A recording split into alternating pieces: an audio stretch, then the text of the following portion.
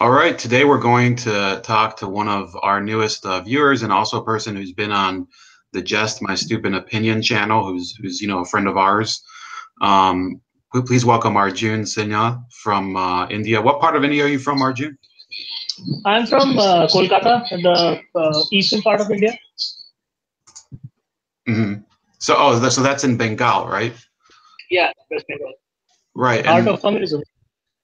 So I do know that Bengal is kind of, for a while, it was like the science center of India under the British. There was a number of the physicists that came out of India were from Bengal.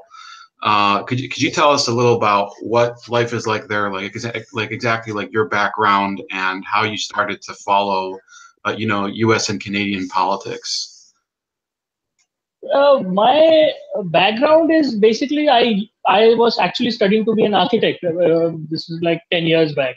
Then I left that because I had ADHD and was like getting difficult to study. So I switched over to music, and I was a professional musician for the last 10 years.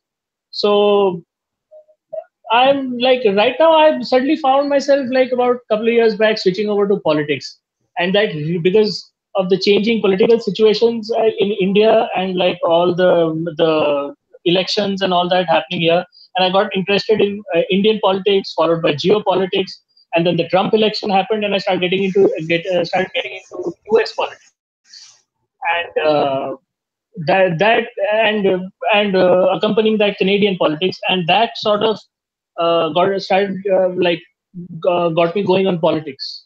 So basically, now I've been following the like not only world events and world politics, but generally ideological discussions that are academic discussions that keep happening for the last for 2.5 years. So that's my basic background. So India they're not a Commonwealth state, am I correct? But they are a former British. We are a Commonwealth. Oh, you are in the Commonwealth? Okay, yep. So they're a former British colony. They're in the Commonwealth, and in many ways, they're some people talk about the legacy of colonialism.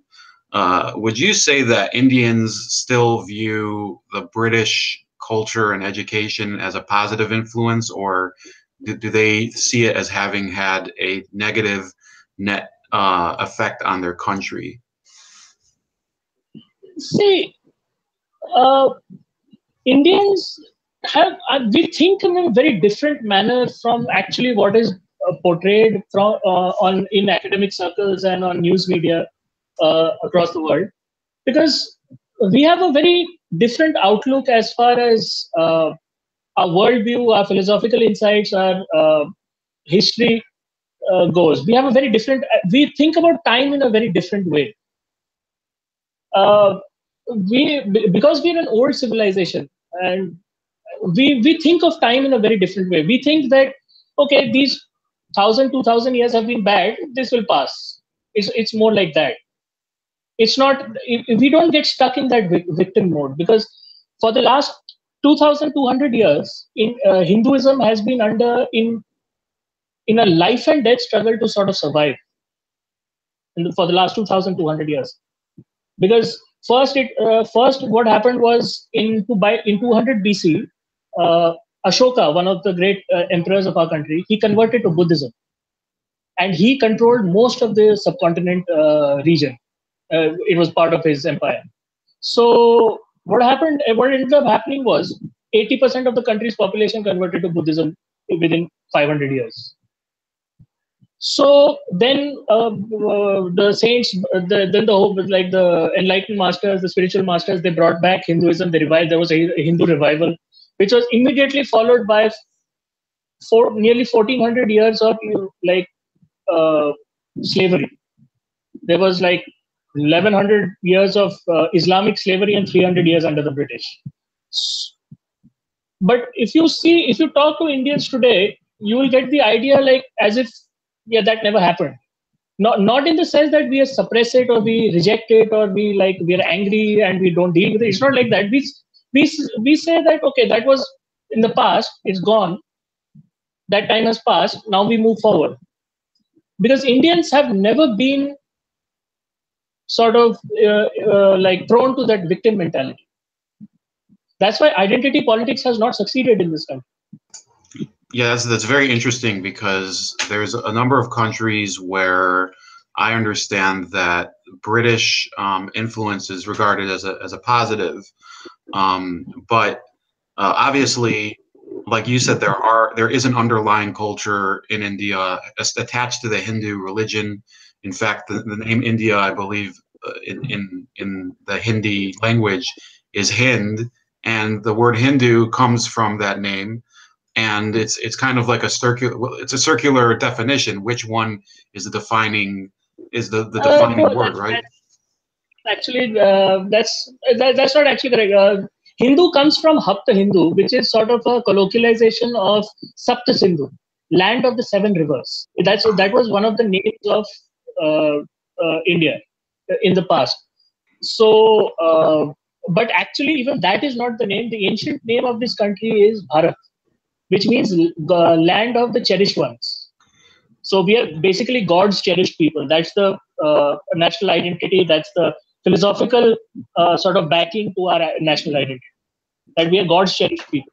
So I had no clue. So I mean, I guess I look a little ignorant here, but it's like it's amazing. Like there's a lot of nations that they view themselves that way, and you know, I'm Jewish too, so same thing here. But right, but yeah, that's fascinating, and I think that we can segue from that into like the issue that most Americans right now are talking about with relation to India was the H-1B visa program. I used to work with a lot of people who were H-1B recipients, and they're usually very good qualified people. There are some exceptions, including people that there's diploma mills in India that kind of sell degrees over there. But how is this affecting? How's this affecting the job market in India, and how is it affecting their, with the change in the policy, their relationship towards the United States in their minds? Are they kind of resentful of the new changes in the crackdown on H-1B visas? See, it's quite it's a 50-50 thing. It's like this. People nowadays, because the country has of over the last few years has started becoming affluent. Like the urban centers are becoming larger. The education is becoming more and more widespread, and like people are becoming more and more prosperous. Now that earlier, like that rush to get out of the country is not as strong as it was maybe say 10 years back. So, like for example, when US has been curtailing H-1B visas and these visa problems have been happening for years now. And for example, like few years back, there was a similar crackdown on H-1B applicants from India, and what ended up happening was that a whole bunch of techies they just came back and started what are now big companies. There's like this company called Flipkart.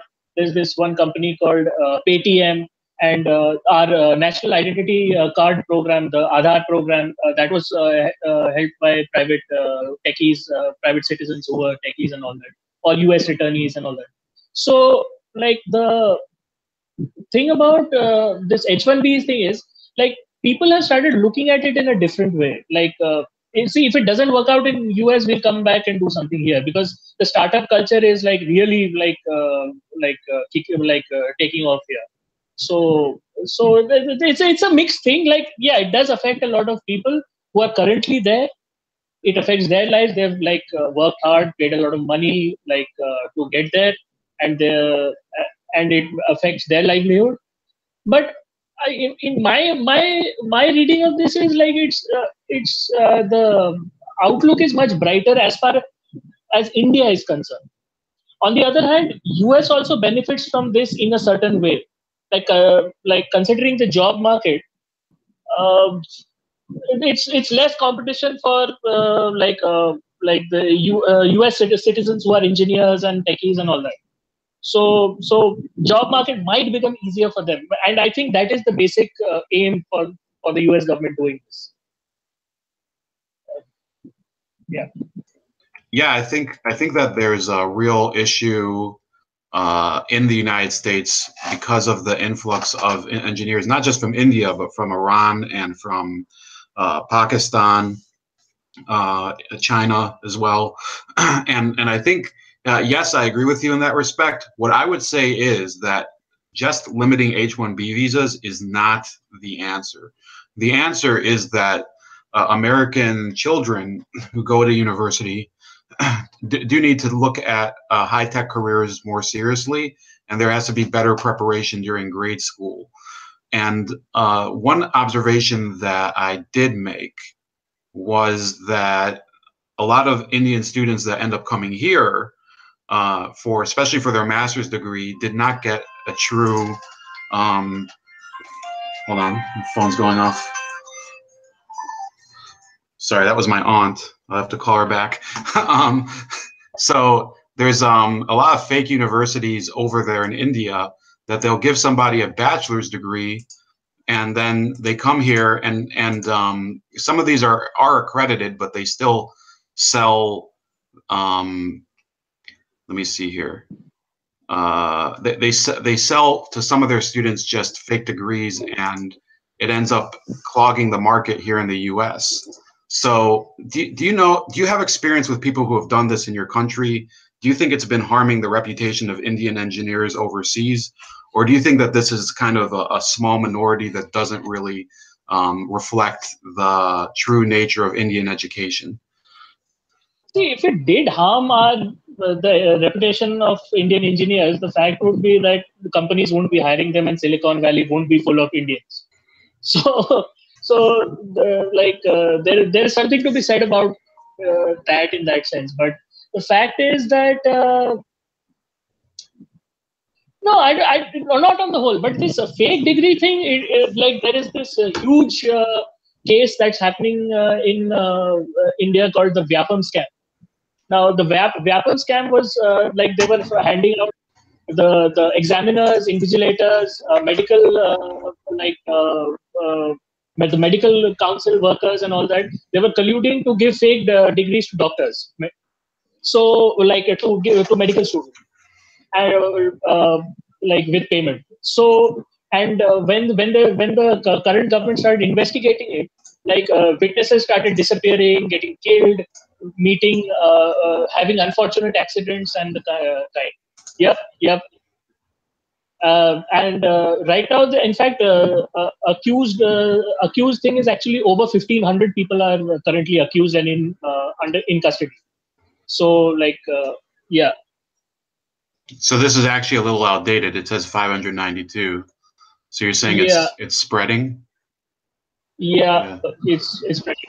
E-witnesses and like so. This is just an example where the government is. This is a big case, so this can be a clear example where the government is cracking down, and the University Grants Commission is like really cracking down on fake universities and all. So the scope for fake universities in India is like becoming less and less. Like it's probably a fraction of what it used to be. Moreover, the fake university thing is right now happening actually like where people are going overseas pretending to be like universities. Indian students are landing up over there and finding like that there's an empty parking lot or something at that address. So it's like that is more that was like that has been a recent concern actually. So yeah. Yeah, I think that for me, it was kind of observable that there were a lot of people there, like a lot of the smaller state schools here. They accept master's students from India, but because because the auditing process for some of those institutions over there isn't their most rigorous, then they don't know how to screen them, and it's kind of a joke over here, and it kind of makes our universities a joke. But it's not just India, by the way; it's also Saudi Arabia, which is an even worse issue over here. A lot of Saudi students come here with virtually no formal education, and they end up getting bachelor's degree and degrees with your university's name on it. So it dilutes the value of your university's degree. No, And Saudi Arabia is another danger that those guys are like Wahhabis and Salafis. So like They take the degrees and go back and start making chemical weapons and all that. That's also like a big danger. Well, I would say that in that respect, yeah, the smarter ones would be an issue, but I'll tell you what the reasoning is behind the U.S. having accepted so many of them.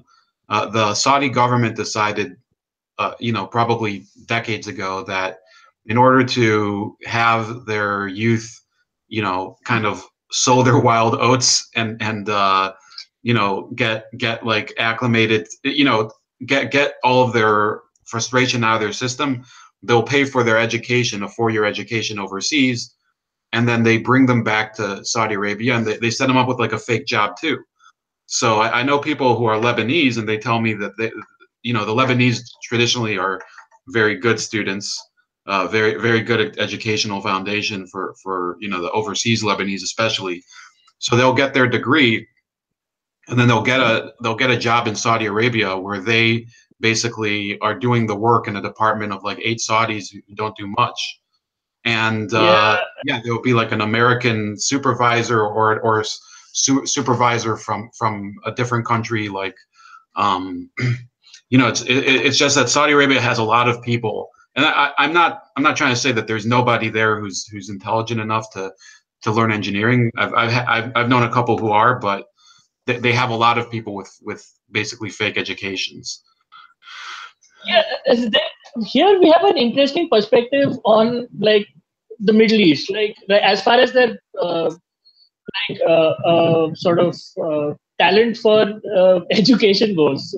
Like I like it's see if you look at it historically, like to put it in a lighter way, in a very simplistic terms, I would like to say that those guys used to live like be nomads. They were nomads. They used to ride camels, go from oasis to oasis, like live in tents. It was a simple life, right? So one day they just sort of found oil and they started living in penthouses and driving Maseratis. So, and they have based their entire sort of economy and their sort of national strategy on oil, right? So, and they follow that Islamic banking law where we don't take interest, we don't accept interest, and all that sort of thing. They sort of they're into that. So, recently, what happened was after the oil prices fell, they said we will stop following the Islamic calendar in Saudi Arabia. So when they were asked why, they said because there are too many holidays on it. We can't afford to like not work that many days. And now they have like now soon that there were some rumblings about that they will stop that Islamic banking law also, that they will start accepting interest. Then a whole sort of reform. But the fact of the matter is that anybody who goes to Saudi Arabia sees that all the work is done by foreigners. The menial jobs are done by either Africans or Asians. They do all the low level work like supervisors and all that sort of thing. High level jobs, they might get Westerners to do the high level jobs.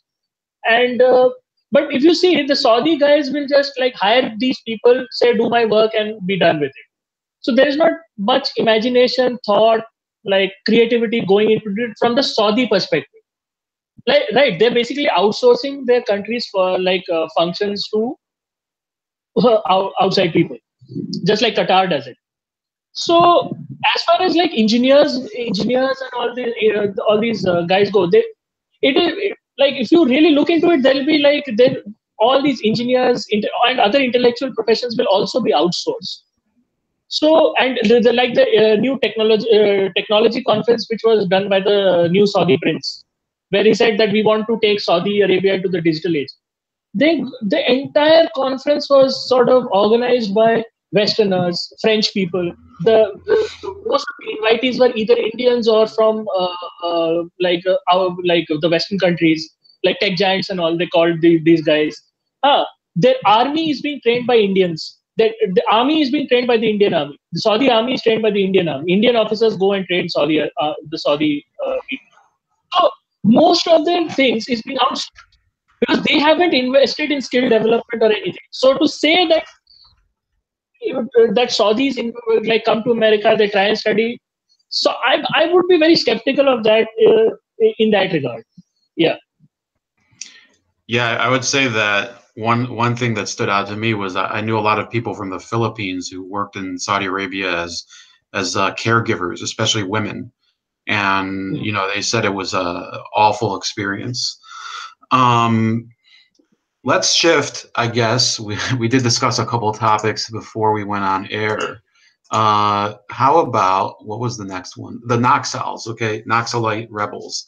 So India is a country that it became independent in 1947, and its largest neighbor and biggest economic rival is China, even though it has a very hostile relationship with Pakistan, which used to be part of India. So please explain a bit about the history of the Naxals. I have some images. There's a pretty long report, but how about you share with us your knowledge of it? Uh, See, the Naxal problem is very, very complicated, right? Like, it's like this report doesn't say sort of do justice to the actual issues because it leaves out a lot of things. Because one thing for sure is that Naxals are like absolutely being funded by NGOs who are tied to Christian groups abroad, like but there are a bunch of things that have happened. Let me explain. So the Naxal, they came from this place called Naxalbari, which is like very close to the city where I live. I live in Kolkata, which is the capital of West Bengal, and Naxalbari is north. It's about a few hundred kilometers from here. So, like maybe 100, 200 miles from here, near Shiliguri, which is near the Nepal-China border. It's actually a sort of an economic corridor where black market stuff, sort of not cheap knockoffs, Chinese knockoffs, and all they get like siphoned through there, smuggled through there. So and that has been a communist hotbed for a very long time. Now, to understand the Naxal problem well, you have to start at like independence. India used to be a socialist, well, nearly a communist country at that point of time, saying because like 70-80% of our people at that time during our first elections in the 50s voted for the socialist parties, the socialists and the communists, because the communists were very active in in working with the freedom fighters to sort of get freedom from the British. So that goodwill sort of carried over, and a lot of people voted for them. And our first prime minister was a socialist. Now, the point is that even though he was a socialist, his name was Jawaharlal Nehru. And so he had his own kind of flavor of socialism going on called Nehruvian socialism, which was more sort of more to do with corruption rather than rather than socialism in itself, ideologically speaking. Because yeah, so that because of that, a lot of no infrastructures has started was made developed. Nothing was done for the poor people living in the villages in the heartland of the country, like in the absolute corners of the country, like northeast of the country, like eastern part of the country, southern part of. No infrastructure work was done. No work was done. Like it was a mess. So one day these guys, they just like these revolutionary communists, the Marxist Lenin. There was this Marxist Leninist party from which some guys broke away and formed the Maoist party. And the Maoist party became known as Naxalites because they came from this place called Naxalbari, as I said. So from there, it spread like wildfire, and it spread from the northeast of the country to the south of the country. And only the western countries and some of the northern western states and some of the northern states were immune to this. Like, they didn't suffer from this problem. Like so much so, for example, there in Manipur, one of the northeastern states, there is this tribe called the Kuki tribe. Okay, who are actually they are a Jewish tribe. Like they're mostly a Jewish tribe, who have been living in India as part of the diaspora for good 27, 13 centuries. And if you go to their places, they practice an archaic form of Judaism, which even modern Jews will say, "What the hell are they practicing?" So, like they got like infested by these Naxals, and they joined the communist revolution, and they are still fighting today. Some of them, most of them are most of them are now they moved away from it, but it's like that. So so this problems really like exploded in the late 60s to the early 70s. Okay. And so much so that vast swaths of the country they were not under government control. By vast swaths, I don't mean like entire states and all that. I would mean like vast tracts of area were not under government control. Like the rural areas more, and the like I'd say from the images I've seen, it's kind of like uncleared areas of forestation. Yeah, and they would like they were depraved people, because the kind of violence they perpetrated on the villagers and the kind of intimidation tactics they used on the rural people, the police, the central police, the army, means it became uh, I like it was beyond it was beyond tolerance at that point of time. So what Indira Gandhi did was she started an army operation, and she used at that time the state of West Bengal was under president's rule in the late 60s, because the government had been dismissed. So Indira Gandhi had used that time to send in the army and cleared a whole bunch of Naxals out, and they arrested a whole bunch of people, and it was like known as one of the first victories against the Naxals. And then came Siddhartha Shankar Ray. He was one of the top leaders in Bengal for the Congress party, and he became the chief minister. And he was known for a very tough stance on the Naxals. Means he had like shoot on sight orders, like no like extrajudicial kind of like that kind of stance he had. Like he would deal with these people extrajudicially. And though a lot of things can't be proven, but the people know like what all they did to the Naxals, and he was appreciated for that also. Then came in the late 80s, early 90s, the Andhra government, the Andhra Pradesh government, which is towards the south of the country. They instituted this police unit called the Greyhounds. Now, this police unit became famous in the country because their principle was that we will do exactly what the Naxals do to us. So if they kill us brutally, we will kill them brutally. It was like that, and it carried on for a long time, and they started clearing out the Naxals, and they became infamous sort of. And the Naxals actually started retreating from wherever Greyhound activity was going on. And let me tell you a story here. One of my friends, who let's just say he can neither confirm or nor deny that he works for the government. Let's just say that he went to Andhra Pradesh once, like in these areas where the Maoists were working, like on a holiday. Let's say on a holiday, he went on a vacation. So there he was talking to the locals, and somehow, and it came to be known that he was looking for the Maoists, basically, right? And for some reason, they looked at him and they thought that he was a Greyhound guy. So one of them, who he was talking to, he pissed himself. Basically, he like literally pissed himself. He wet himself while talking because he was so scared that this guy was a Greyhound guy. So this guy was, yeah. So that was the kind of reputation these guys had.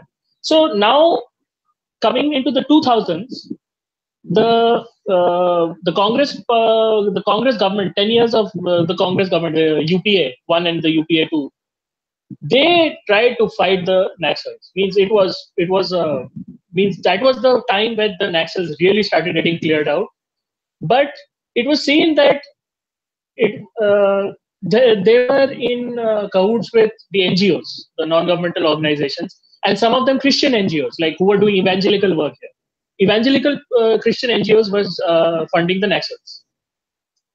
Now, in the garb of doing good work, and then they were connected to the academicians, like the professors and all these people, the urban, what we call the urban Naxals, the urban Maoists. So there was this huge nexus going on, and well, in the end, the Congress couldn't do much to clear up. Like it couldn't complete its mission, so it came up against roadblocks. So there's this thing I once read where when Modi got elected, the current prime minister got elected, the former prime minister Manmohan Singh handed him a sheet of paper which had a whole bunch of names of NGOs on it, and said that these guys are in bed with the Naxals and they didn't allow me to do what I wanted to do. They didn't allow me to work.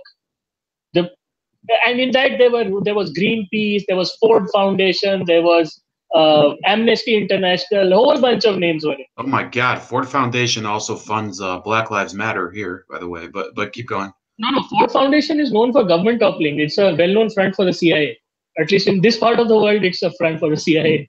Yeah, so the CIA would probably, they'd probably give a contract to Satan if they could find him. The CIA. I'm a big critic of the CIA, but keep going. No, but the CIA does what it can. Actually, it's a nasty world out there. Mm-hmm. So the thing is that the Ford Foundation and all these. So the moment Modi came in, what he did was he banned these. NGOs. He banned something like 22,000 NGOs. He banned, including Greenpeace. Okay. He banned them, and he banned Ford Foundation as well. Now, Ford Foundation has been working in India for 1952, and now here's the kicker: if you go onto Ford Foundation's website, you will not find any record of funding. India website, that is, you will not find any record of funding and programs that they have done prior to 2006. So from 1952 to 2006, what they've been doing in this country, nobody knows. So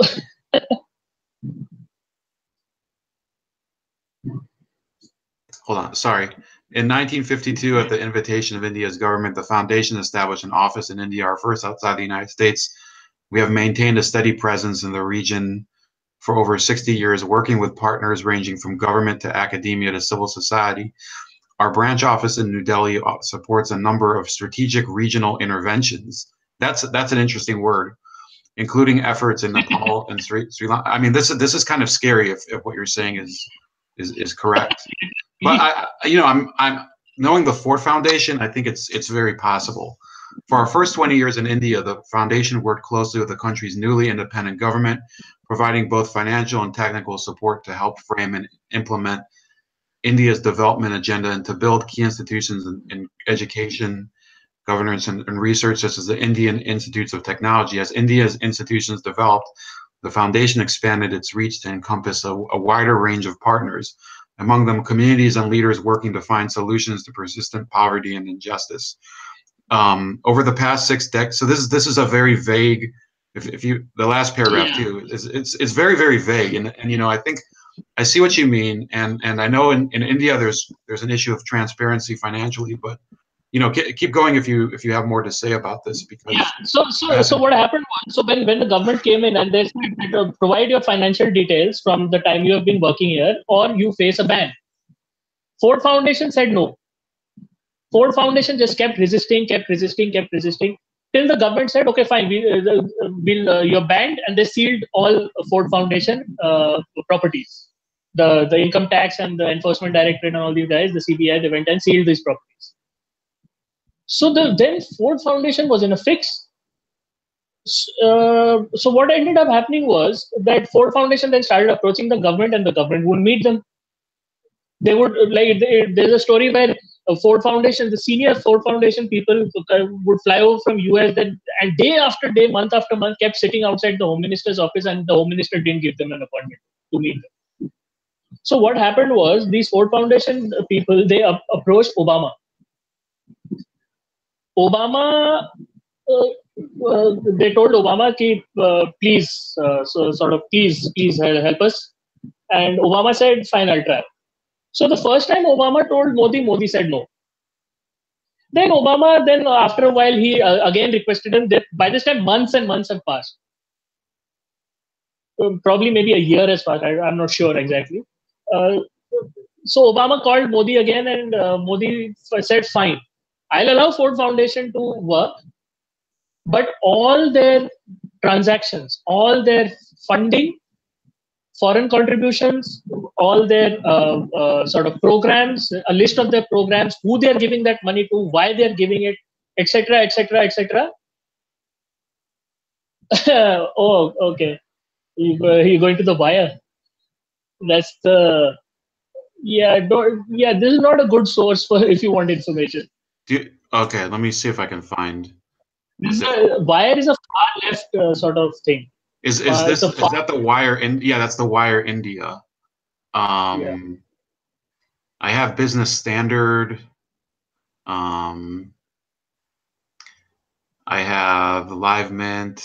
India must sustain. Oh, here we go. India must sustain tolerance from the Hindu. Do you want me to feature this one, because this one's a little more current too? So It has President Obama. He says he has told Prime Minister Modi in person that countries shouldn't be divided on sectarian lines. But it does mention the Ford Foundation. So see, the thing that happened was basically what happened was Obama called Modi and said that please let them be. They're a respected institution. They're one of our whatever one of our tools that sort of promotes democracy all over the world. Please allow them to function. So Modi said, fine, I'll let it happen. But then all the transactions have to go through the Ministry of Home Affairs. So currently, all transactions of Ford Foundation, like even if they have to spend $1, they have to take approval from the Minister. So it's a tough life for them. Yeah, it says here that he said the Obama, so this is President Obama, he said the Obama Foundation also wanted to highlight the importance of NGOs. Here in India, the point we would make is that NGOs are necessary to help solve problems. NGOs should be seen not as a threat, but as a partner and play a role in the solution. He said in response to a question on funding restrictions placed on American NGOs, Ford Foundation, and Compassion International. Yeah, so I think he is involved in some way. Yeah. See, the thing is that all these guys, they were involved in activism. See, especially the evangelical groups, the Christian evangelical groups and the Muslim groups, what they were doing were in along with these Amnesty International, Ford Foundation, they were sort of trying to break Hindu society. Now let me explain how. Okay, and this is in connection to the Naxal problem that we were talking about. So I'll come back to the Naxal point in a minute. So what happened was, like for example, I'll give you an example. There were Christian evangelical groups. This is from a few years back. There was this article somewhere I read that they would go to the most arid regions, these Christian NGOs, most arid regions where there's no water. Okay, they would dig a well. And and when people would come there, they would say that you can take water from here if you convert, which was sort of breaking some ethical and moral. They were crossing some moral lines there. Like, yeah, in India we have free, like you can follow any religion that you choose, even if you want to convert, that's free. But there should be some sort of scruples about it. About it. Like for example, in the South, they were like to the poorest people, the lowest caste, they would go and say, like these are many of them are hearsay accounts, but there is some truth to it. I would say that they would go and sort of give say we will give you daily weekly rations, we would give you weekly whatever, some stipend we'll give you, convert to Christian. So this had become a huge issue. So many of these NGOs, they were sort of doing some kind of activism kind of and they were heavily politicized, and they were with foreign contributions and foreign money, they were representing foreign interests. So the government, when they came and squeezed these guys, like all these noises started coming out, like you should not divide your country on sectarian lines, you should not be intolerant, there's all these things started coming up. Hindus should not hold a grudge against other communities. Then all this sort of jargon started coming up. See, I hold nothing against the Christians or the Muslims or anything as far as on religious grounds as such, that you can do your proselytizing, but don't in a strategic manner try and change demographics along class and caste lines, making it a political issue, which is basically breaking the country and sort of intervening in our society. So yeah, so there was and the thing was, these guys were working with the Naxals, with the Maoists. Okay, they were working with the LTT in Sri Lanka. They were working with all these. They were working with the JKLF and all these separatists in Kashmir. They were working with the Khalistanis. They were working with some of them. I'm not talking about the NGOs here. I'm talking about some of these separatist movements. Had so can I explain to the viewers real quick? The LTTE is the Liberation Tigers of Tamil Eelam, which is they're a Tamil separatist group from Sri Lanka. The Khalistanis are from Punjab, which is in northwestern India, and they're very strong Sikh separatists. And the other group I believe you mentioned are Kashmiri Islamists, correct? Yeah. Okay. The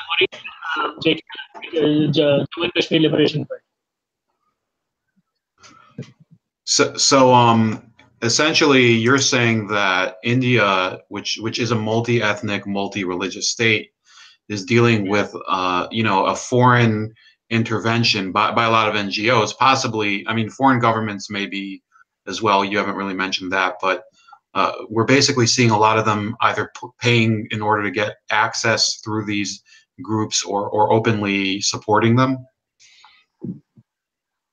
Yeah.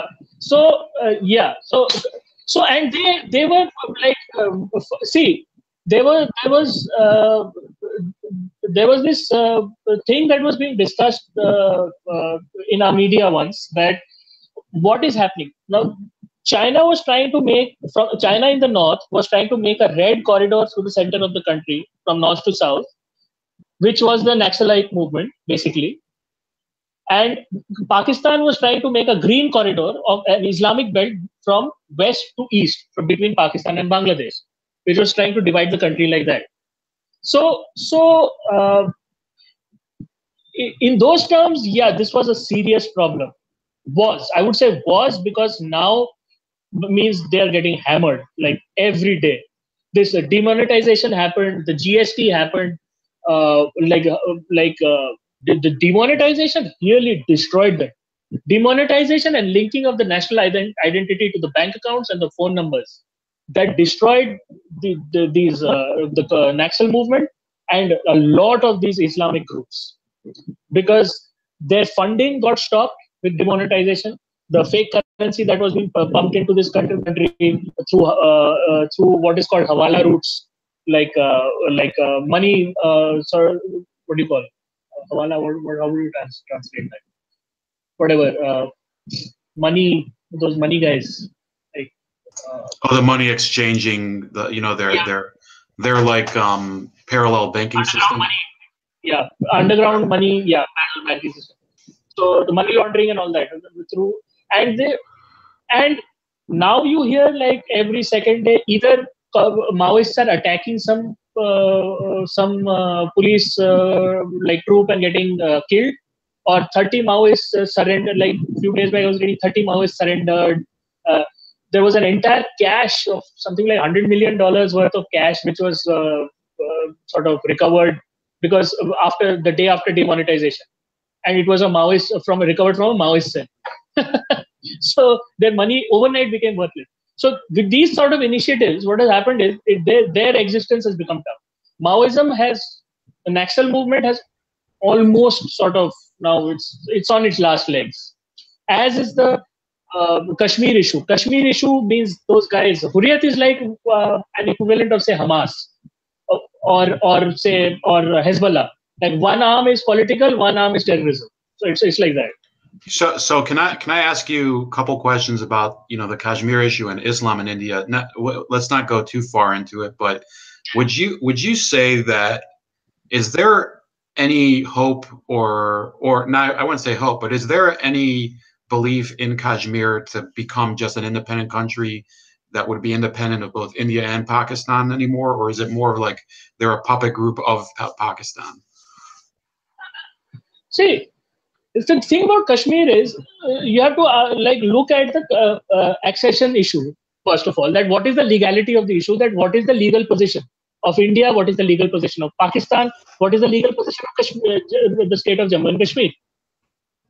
The legality is that when the Maharaja, was first asked by India to accede to India, he had refused. He was a Hindu Maharaja, but the majority of his people subjects were Muslim. The Maharaja had refused. Now, it was decided that neither Pakistan nor India would get Kashmir. So, what ended up happening was that the Pakistani military, what they did was, they marched into Jammu and Kashmir. They marched into Jammu and Kashmir to the point that they were actually an hour or 2 hours away from the capital, Srinagar.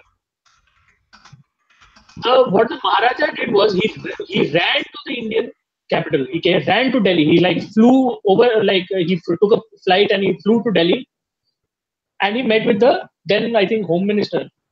Was it Sardar Patel or who was it? Sardar Patel, I think it was. Vallabhbhai Patel.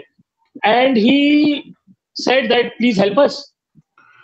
And Sardar Patel listened to him, and and there was another official, he also listened to him. They said, oh yes, this is very bad, very bad, very bad. Okay. So when he said, will you help us militarily? So then Sardar Patel said, no. For that, you have to sign the accession papers. Do you agree to that? He asked him, he gave him a fair chance, saying that if you want to see, because it is none of our issue, it's not our problem. Because you want to be an independent country, then you have to learn how to defend yourself. So there the Maharaja, then he said, okay, fine, I'll sign the accession papers. And then he signed it. And then Jammu and Kashmir legally became a part of India. And it is, by legal experts, this paper, this foundational document is considered to be binding and beyond sort of scrutiny. Like you cannot legally argue against this position. When it comes, and whatever argument that it's basically whatever arguments exist today against Indian occupation, say what they call Indian occupation, which is not true. It is our land now. It means it's part of our country now. It's like saying it's like the Israel-Palestine issue. It's an obfuscation. It's a out and out obfuscation. Yes, but like the question I was trying to ask was whether the people who live in Kashmir, do you think that there's a significant portion that would want it to become an independent country, or is it really split between people who want it to remain part of India and people who want it to become part of Pakistan? See, at that time, they wanted to be an independent country, but they understood that they won't survive against Pakistan. See, because it's like this. If they're a Muslim majority state, okay, why did they join? Why did the Maharaja go to Pakistan and say, we want to join your country, don't attack us? Why did he come to India?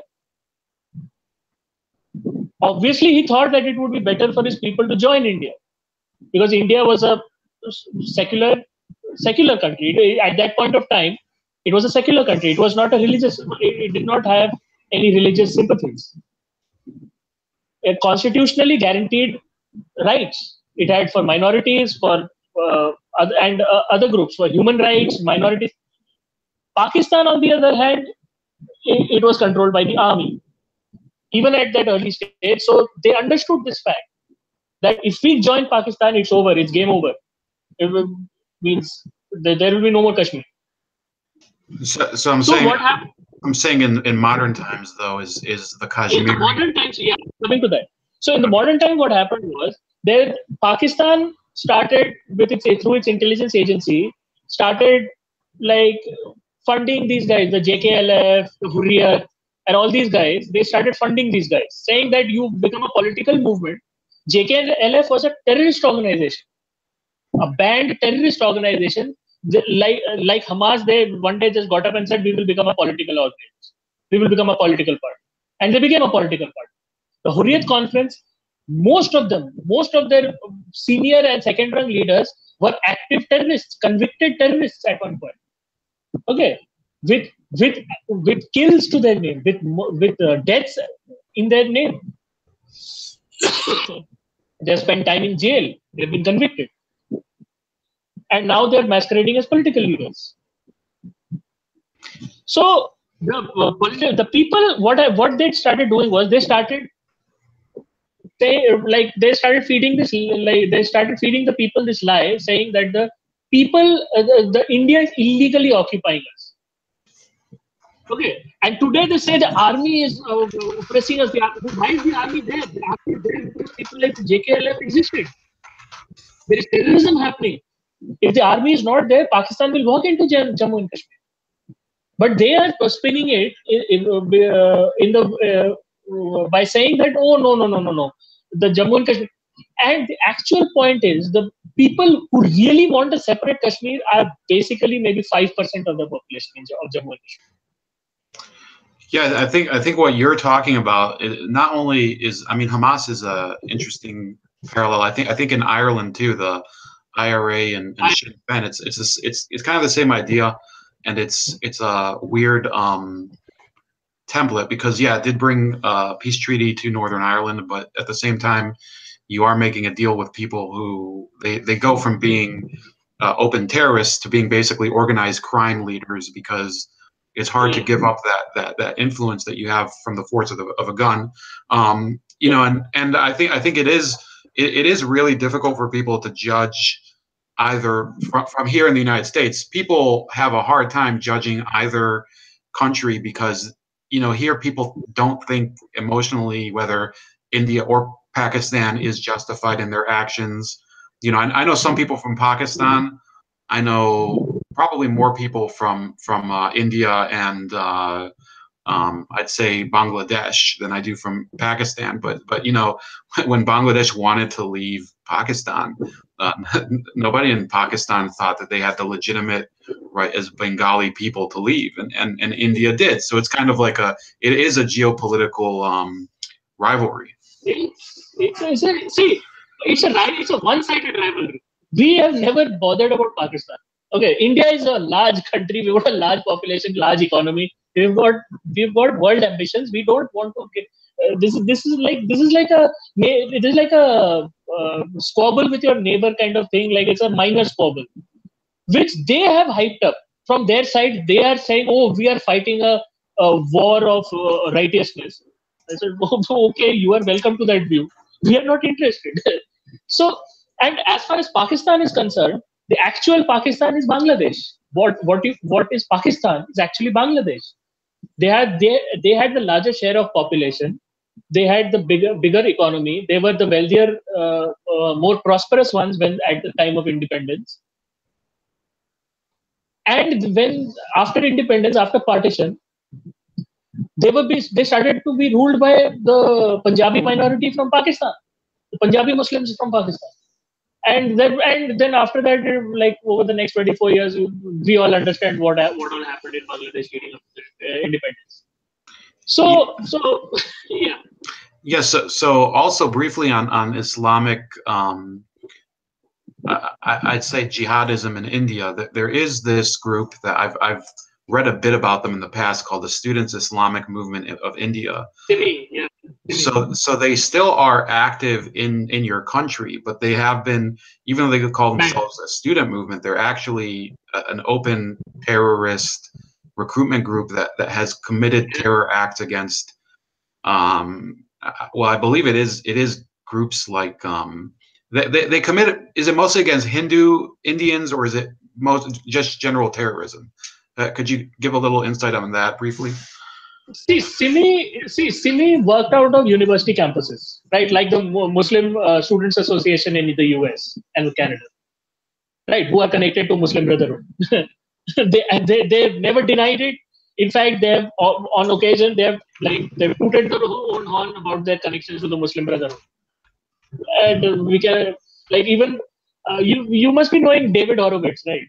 You must be aware of it, like the guy who goes and gives talks in universities. Can you say that again? Who's ahead of David Horowitz. Yeah, I know who he is. Yeah, absolutely. Yeah. So like I've seen many of his speeches where the Muslim Students Association have come up and like they've like said we want to kill Jews. So yeah. So Simi was like that. They got banned because many of their members started joining Indian Mujahideen. They started joining these are known terrorist organizations. Indian Mujahideen, Al Qaeda operatives. They became Al Qaeda operatives within India. They became some of them started now joining ISIS when ISIS came up. So they became banned, but long before that they had been banned.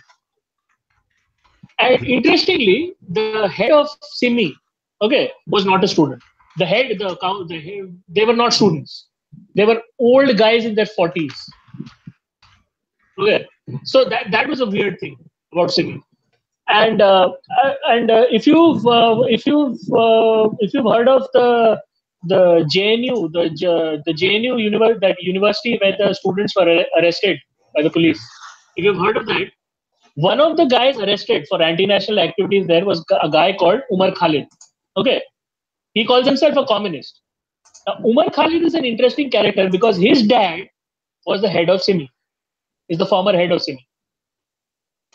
Have you seen this guy, Mohammed Siddiqui?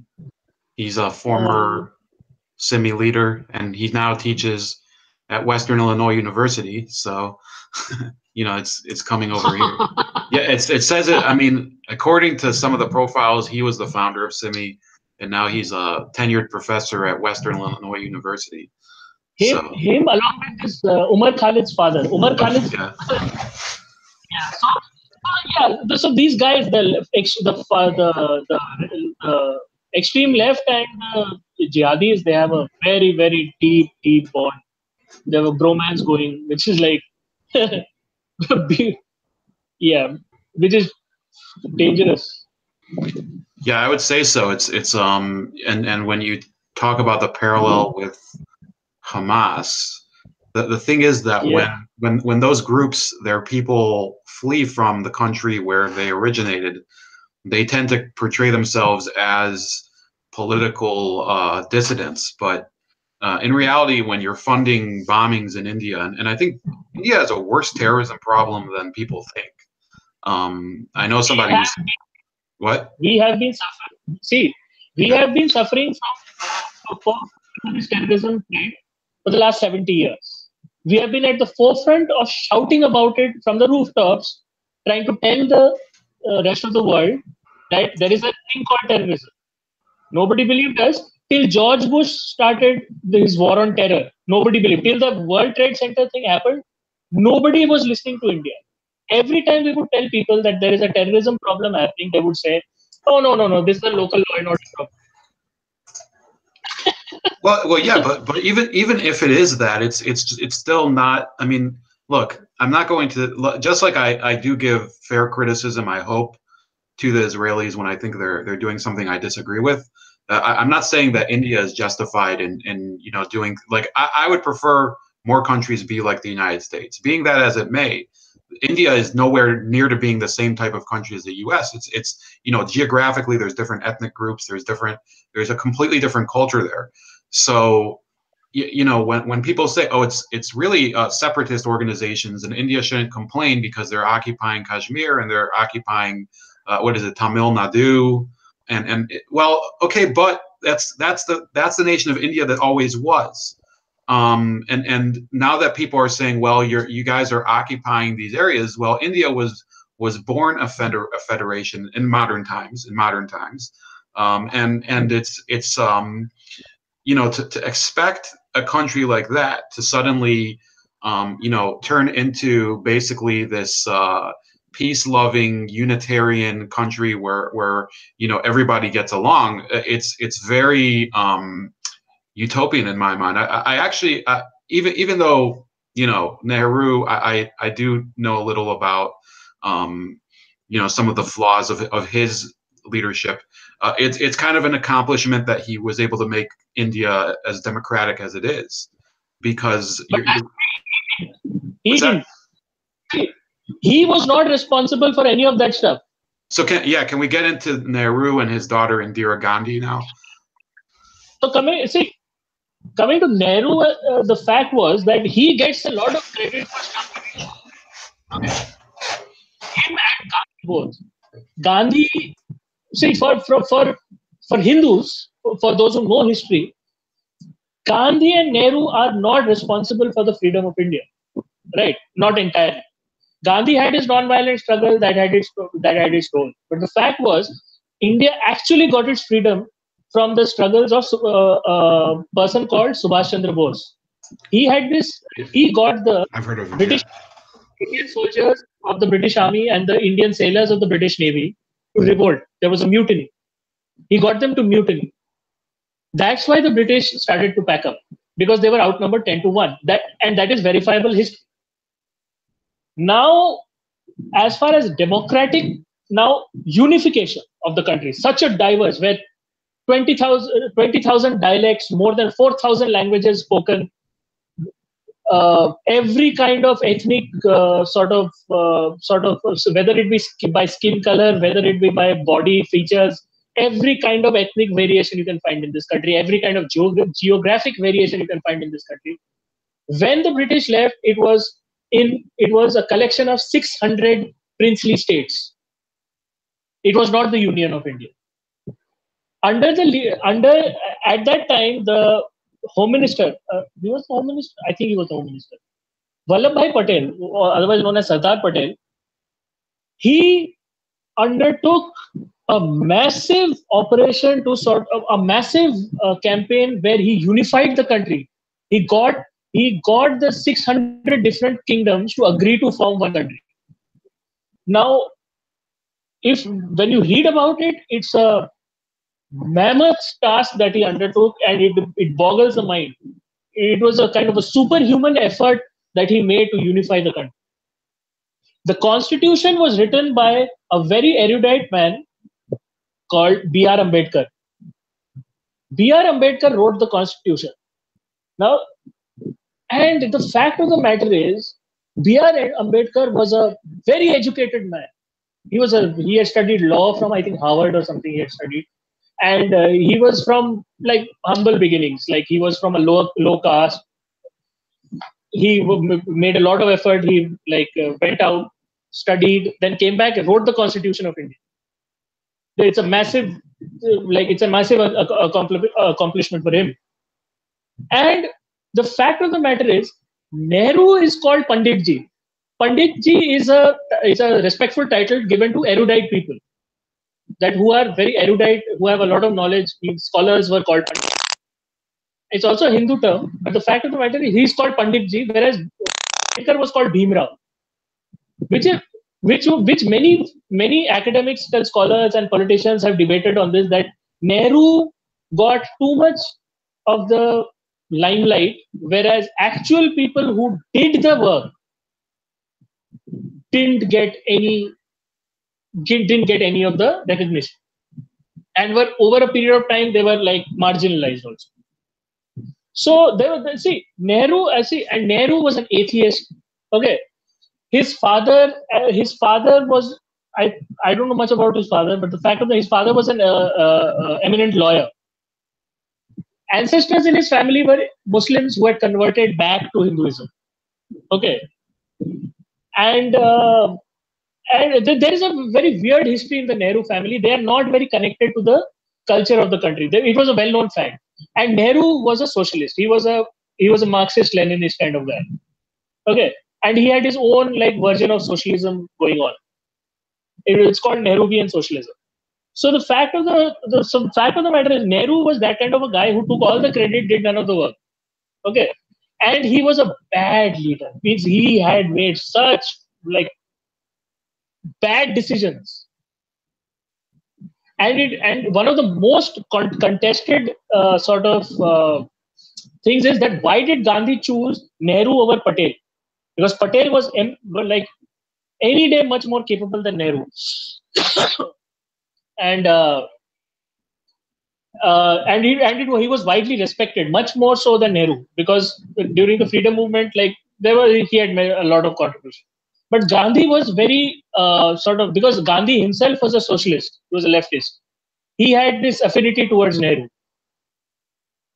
and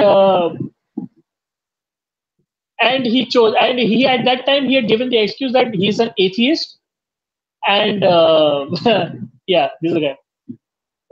We are Ambedkar. That Nehru was an atheist, and that in a multi-religious, multi-ethnic society, you need somebody who's unbiased. Well, yeah. So there is a bit of history to that. Yeah. So, and essentially, you're saying Ambedkar, and you said the other gentleman was Patel. Yeah. So that they were almost like the James Madison and I'd say, the Benjamin Franklin of India. They were the real people who gave us the legal framework of our country, whereas or your country, I guess.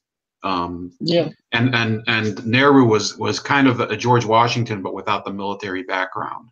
Like he's considered the father of India's independence, but in reality, his value was more as a symbol and as a figurehead than it was as somebody who did the groundwork and laid the foundation for India as an independent state. See, Nehru was a sidekick. He was a thoroughbred sidekick to Gandhi. Throughout. He did not see in the freedom movement also. He did not have much of a sort of uh, uh, his own distinct personality, so to speak. He was always seen at Gandhi's side. Okay, he was like Gandhi's shadow kind of thing. That kind of thing happened. Mm-hmm.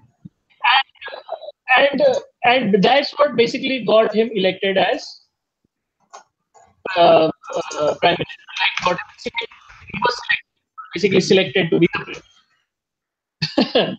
The fact was that, see, Gandhi also gets this huge praise abroad. But Gandhi also had his own, well, a lot of shortcomings. And India, even though he's respected as, yeah, Mahatma Gandhi, the fact of the matter is there are questionable sort of background to Gandhi also, or questionable details and facts. Hey, keep going. You can. So as far as as far as Nehru is concerned, yeah, Nehru gets all the glory and did none of the work. Basically, it's kind of that situation, and it helps that his daughter became prime minister, his grandson became prime minister, his grandson's wife almost became prime minister. His son almost became prime minister. So it helps to sort of solidify his position in history. Okay, so the issue with Indira Gandhi, she became prime minister, and was she prime minister or president in 1965? Correct. Yeah. And many all over the world, they revere her as one of the first female world leaders, and she was traditionally seen as an inspiration for people in the West, because people always looked at India as being a more backward country than a lot of the other nations that were former colonial powers.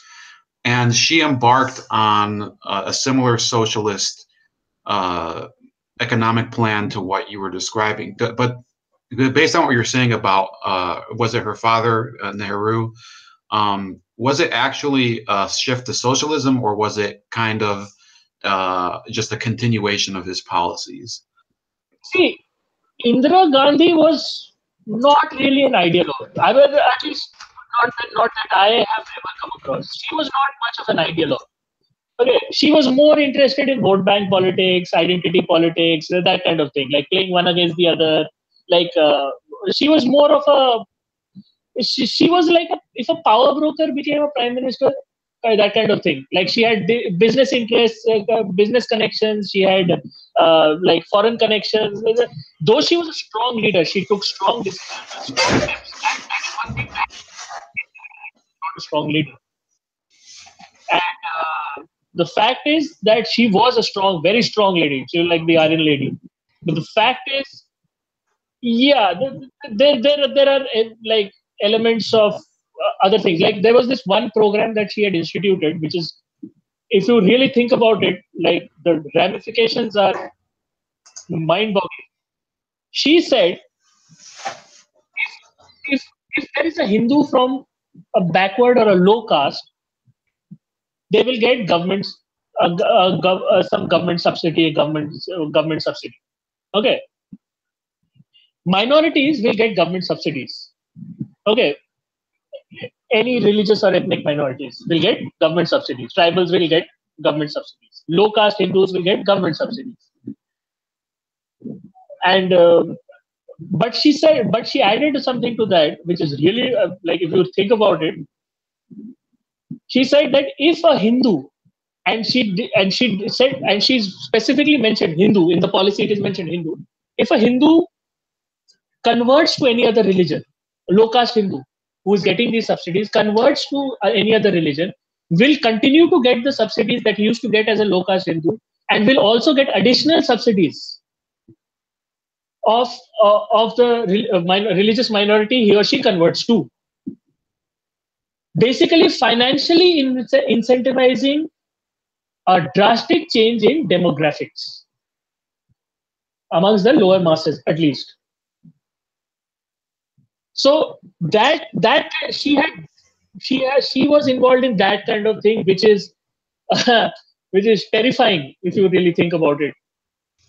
So from the Western perspective, a lot of people have criticized the Hindu caste system.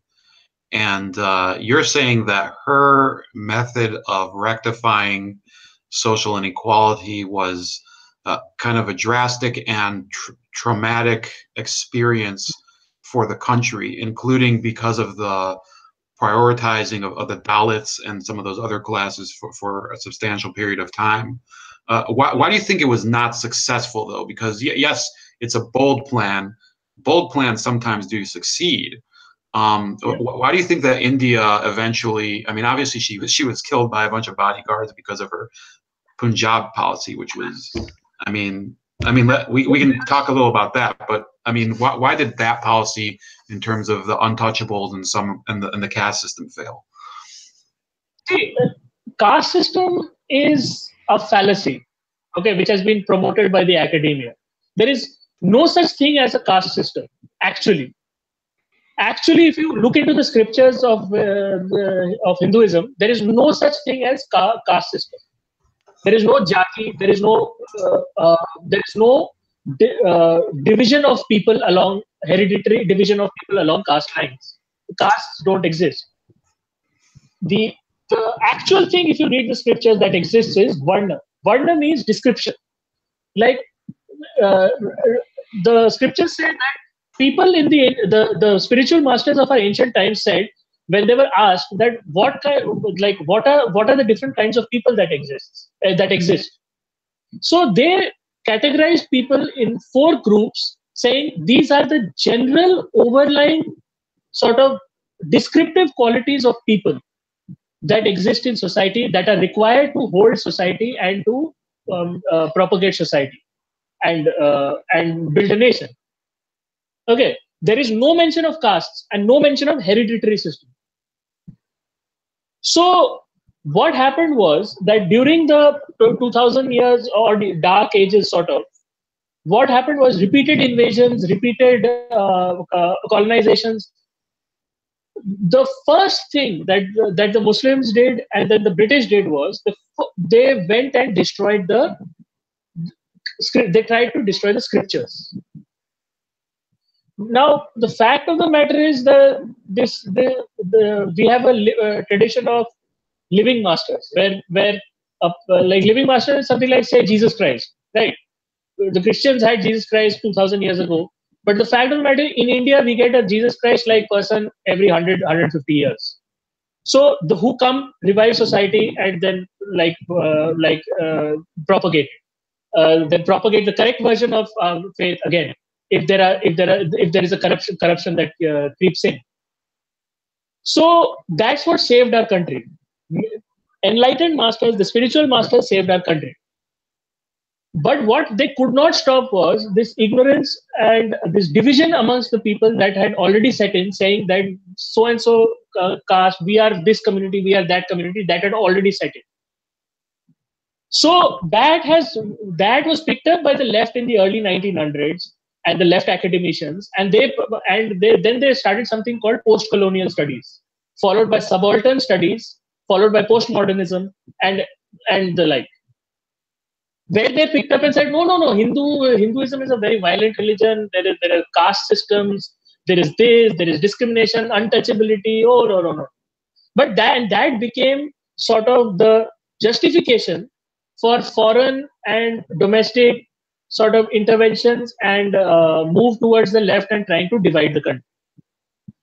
That is the history of this whole caste system business. That it is a political tool funded by people from the Vatican, funded by people from Germany, from Protestant groups, evangelical groups, etc., etc.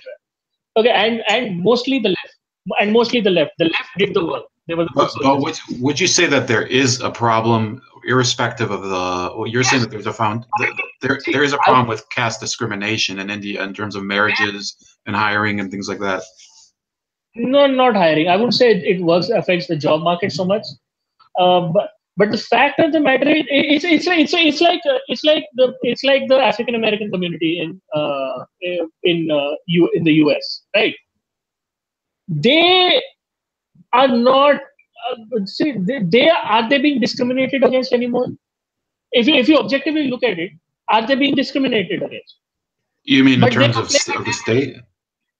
In terms of jobs, in terms of prosperity, they claim that they are being discriminated against, hence they are not getting ahead. But an objective reading of the situation doesn't sort of support that. It's the same with the caste system. That victim mindset has somewhat seeped in, I would say, but now it's on the verge of getting out. It's been booted out, along with socialism and all these like left ideologies, like being booted out. So do you think that the problems with the caste system that do hold true? Do you think that India's market economics of the current era, as well as the industrialization, is helping that at all? Means as people are becoming more and more prosperous, like it's like these things are becoming like irrelevant. Okay. So there's kind of like a market correction of things that people thought you needed laws to do. That's kind of the way I think you might be relating to it. That it's market correction, and also there is a social movement called Hindutva. Hindutva is a movement that says Hindu values, Hindu way of life. Okay, as a political movement, and of which BJP, the current government, is a huge proponent. Now, Hindutva, what is sometimes maligned as Hindu nationalism and all that sort of thing. These things are, along with the organizations involved in these activities with Hindutva and Hindu nationalism, what they're doing is they have these outreach programs. Okay. And in the last many years, over the last few decades, people have been moving away from caste violence and all this. And if you, there was an objective study, I think, which was done on where caste violence and caste discrimination and all these things are more prevalent. And it was seen that they are most prevalent in states which are ruled by the left, because they propagate identity politics. So Indira Gandhi, going back to her, in her drive to make India more, I guess, modern, it is well known that she also made it less democratic than even her father had it. She was, for some of her tenure, considered almost a dictator. Is she remembered fondly by the people in Bengal or in India at large, or is she kind of seen as, for lack of a better term, just window dressing on a bad era of your history? See, she is remembered fondly for one thing, which is winning the 71 war, which is the Indo-Pak war. Okay, the six. She is known for winning that war. She is appreciate that part of her is appreciated, that she stood up to world leaders, and she's liked for that. I'm talking about today, currently. She's well liked for that. Otherwise, she is remembered for disastrous social policies, economic policy, socio-economic policies, I would say, and otherwise social policies. And she is known for loads and loads of corruption, loads and loads. Like, yeah. So what happened is, I believe in the 80s, India was the world power or the regional power in Southern Asia. Thanks in part to Indira Gandhi's, she did use military force well to contain, and the 71 war, as you said, established India as the premier power in that region. Also, I believe because of its situation with respect to the Soviet Union and China and the rest of the world, people respected India as a non-aligned nation. But regionally, they became embroiled in the Tamil insurgency in Sri Lanka, which sought to split the country in half, with the northern half perhaps in a closer relationship with India, because India has a substantial Tamil population. Yeah. Also, there was the Sikh insurgencies that started to break out. What do you think, which ultimately led to Madam Gandhi's death? What do you think she could have done differently to avert some of those issues? Because, by the way, I think was it her son or her nephew, who was later president of India, was also murdered by a Tamil insurgent? Her son. Okay. Her son was her son Rajiv Gandhi. So okay. So it's like this. Indira Gandhi was a strong leader, no doubt. Okay. But in her, she was very dictatorial. That is well established fact. But for example, that when she saw that she was going to lose the elections, she declared emergency. And not only did she declare emergency, she got the courts. She coerced the courts to sort of suspend habeas corpus. Right. So which is one of the sort of, it is one of the most it was one of the most remarkable decisions, remarkable in a bad way, decisions given at that time, and it was widely criticized. So when the emergency, when she suspended emergency and the elections were held, she lost the elections promptly. And then after that, she came back after that. The fact of the matter is the Khalistani movement. The Khalistani movement has its roots in something called the Communist Ghadar Party. Okay, the Ghadar Party from Punjab, and there was a communist wing of that also.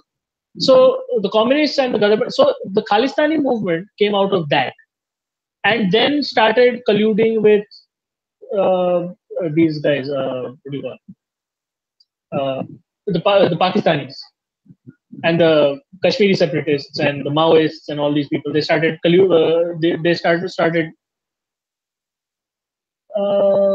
Yeah, I think this one.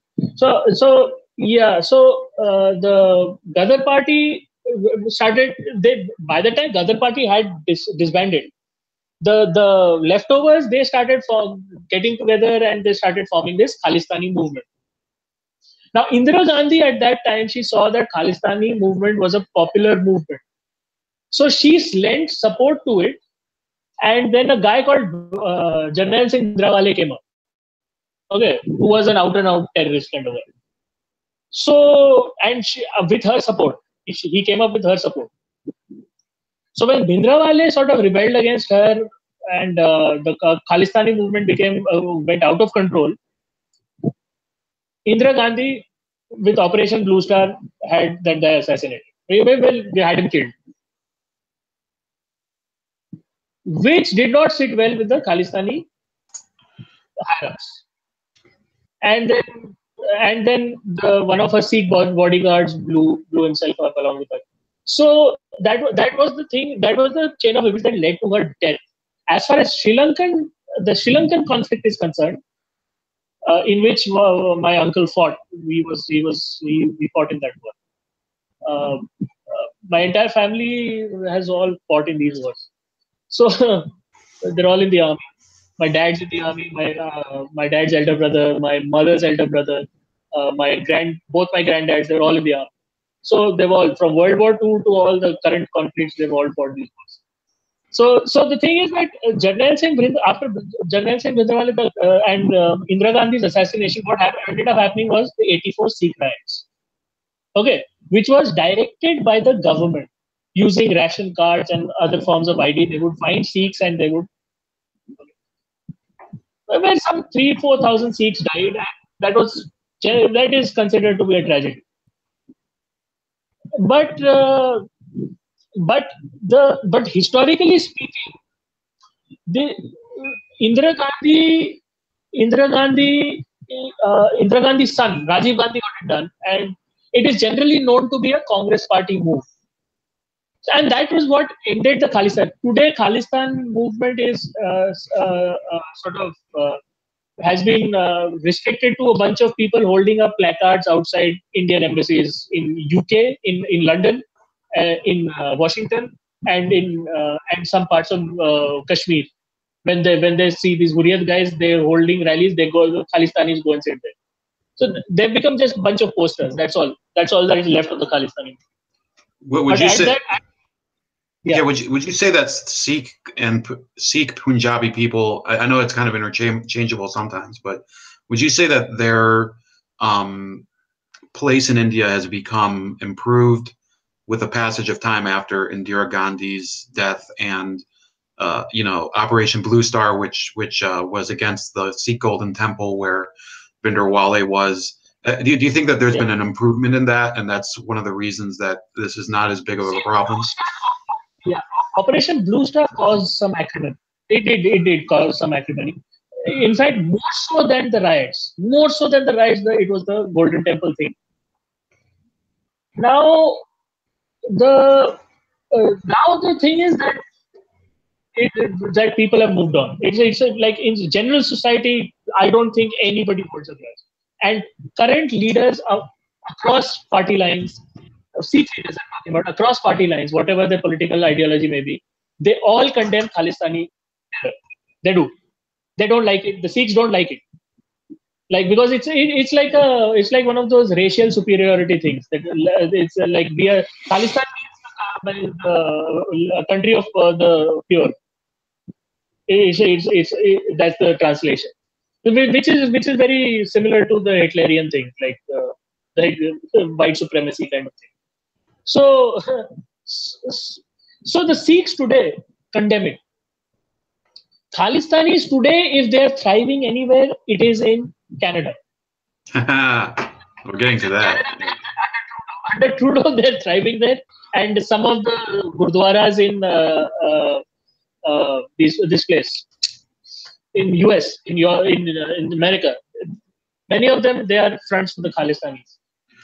But in India, it's nowhere to be found. Because Khalistanis did things like they were doing drug running. They were to arms and drug running they were doing. And at one point of time, till very recently, this is a mind-boggling statistic.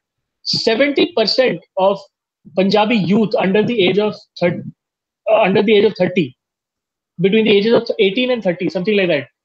70% of them were addicted to either heroin, opioids, or cocaine or some other such drugs. 70% of the Punjabi youth. Yeah, for decades. That's pretty fucked up. To be honest, I didn't know that. Yeah, could you send me something about that later so we can? That's pretty. Yeah.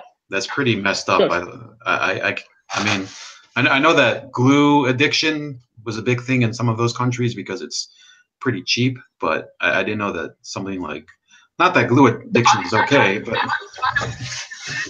what's that? The Pakistani ISI were pushing drugs from Afghanistan into Punjab, and these Khalistanis would carry and would go and distribute and sell them. So we've gone through a lot about India. You know, it's and by the way, you know, I've never been there. I don't travel very much, but we have a huge community of Indians here in the United States, and of course in neighboring Canada and the United Kingdom. I think in many cases they speak English better than us. So you had a visit from two visits, one from the current Prime Minister of Canada, and another one from the almost President of the United States, Hillary Rodham Clinton. So let's discuss either one. I think let's go to about Mr. Trudeau first. Was there, I think, in February, and would you describe, please, the popular reaction to his visit? Facepalm would be a good description. Facepalm would be a good description. It's like, you see, the Trudeau thing, we felt bad for him. Basically, we felt bad. Okay, because it was like, it's like he's trying to be or trying to fit into a version of India he has in his head, which has no correlation to reality. It's not there. And we had gotten to a very good place with Canada after a 40-year diplomatic freeze because of nuclear proliferation, what they accused us of nuclear proliferation. There was a 40-year diplomatic freeze, and then there was the Air India bombing done by the Khalistanis, which added to it. Then Stephen Harper came and just changed everything, and then Trudeau ruined it, basically. It's like gone to pre-Harper times. That kind of relationship it's come back. And this is solely not because of his whatever dressing and all that. Okay, that's one thing. But it's his policies to do with extremism. That Islamic and Khalistani extremist elements in his cabinet, in his political party, under his patronage, are flourishing. And him and his ministers are attending rallies being held by Khalistanis, by Khalistani organizations, fronts, and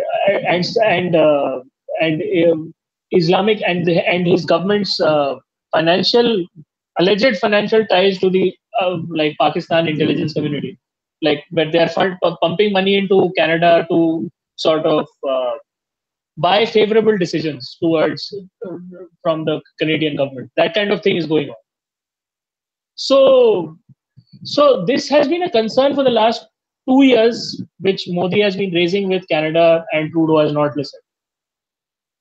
And what ended up happening was that before Trudeau came here, he was told, his national security advisor was here setting up the defense cooperation thing, and he was told that, well, don't support extremists.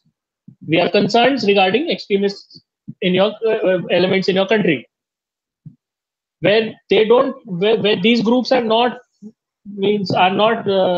finding a favorable climate in our country, where we are concerned about national security, where we are concerned about the threat of terrorism. Don't support these guys. Don't pass bills in Canadian Parliament. Don't pass which condemn the Indian the 84 riots as a genocide. Which there is a funny fact about that is the Khalistanis, if you ask them that, okay, you want a separate country, where do you want that separate country? Okay, where do you want your capital? They will always say Amritsar. But the fact of the matter is, the Sikh capital was Lahore. The Sikh capital was Lahore in Pakistani Punjab, being ruled by Maharaja Ranjit Singh in the 1800s, 1700s, all in those times, since those times. After partition, after our independence, what happened was Muhammad Ali Jinnah, the first Prime Minister of Pakistan, creator of Pakistan, he ordered the Pakistani army to move into Lahore and said not a single Sikh left alive. And at that time, more than 1 million Sikhs were living. And he slaughtered each and every one of them. Not a single one was left alive. Yeah, so, I saw a documentary about that, yeah. That is a genocide. That was a genocide where, but when you ask the Khalistanis, they don't utter a single word. If you ask Jagmeet Singh from the New Democratic Party today, that okay, would you be willing to consider Lahore as your capital, or sort of condemn the Pakistani establishment for the Sikh genocide in Lahore? They don't open their mouths. They don't open their mouths. Yeah, and Jagmeet Singh, and I'll show a photo of him from Canadian news, from CBC. He's not a dumb guy.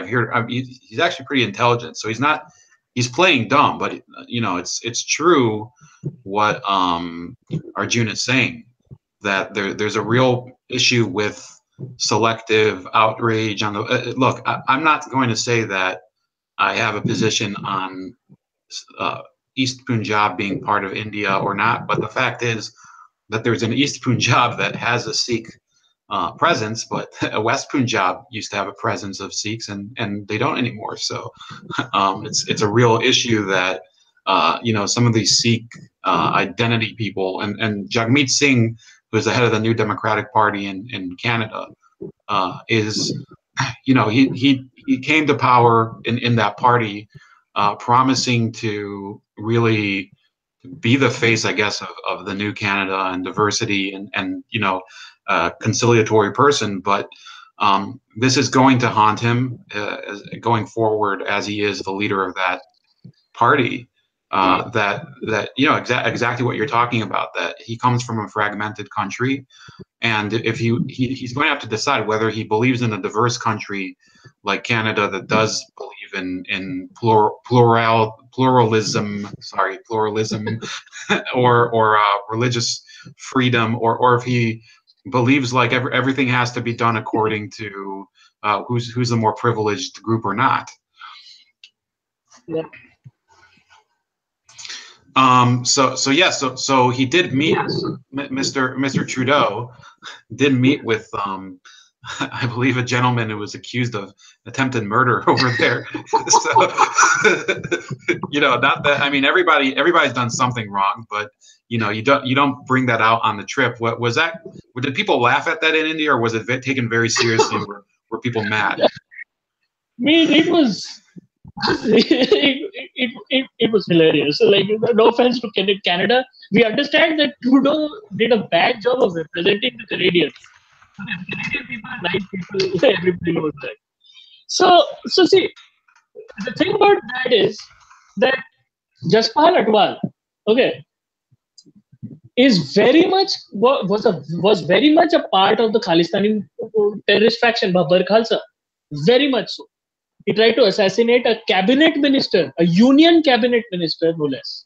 Like, it's like trying to assassinate the Secretary of State or Secretary of Defense, something like that, a cabinet position in the country. Mm-hmm. And then the Khalistanis have insulted Sikh leaders visiting from India and other Indian leaders visiting from India repeatedly over the decades.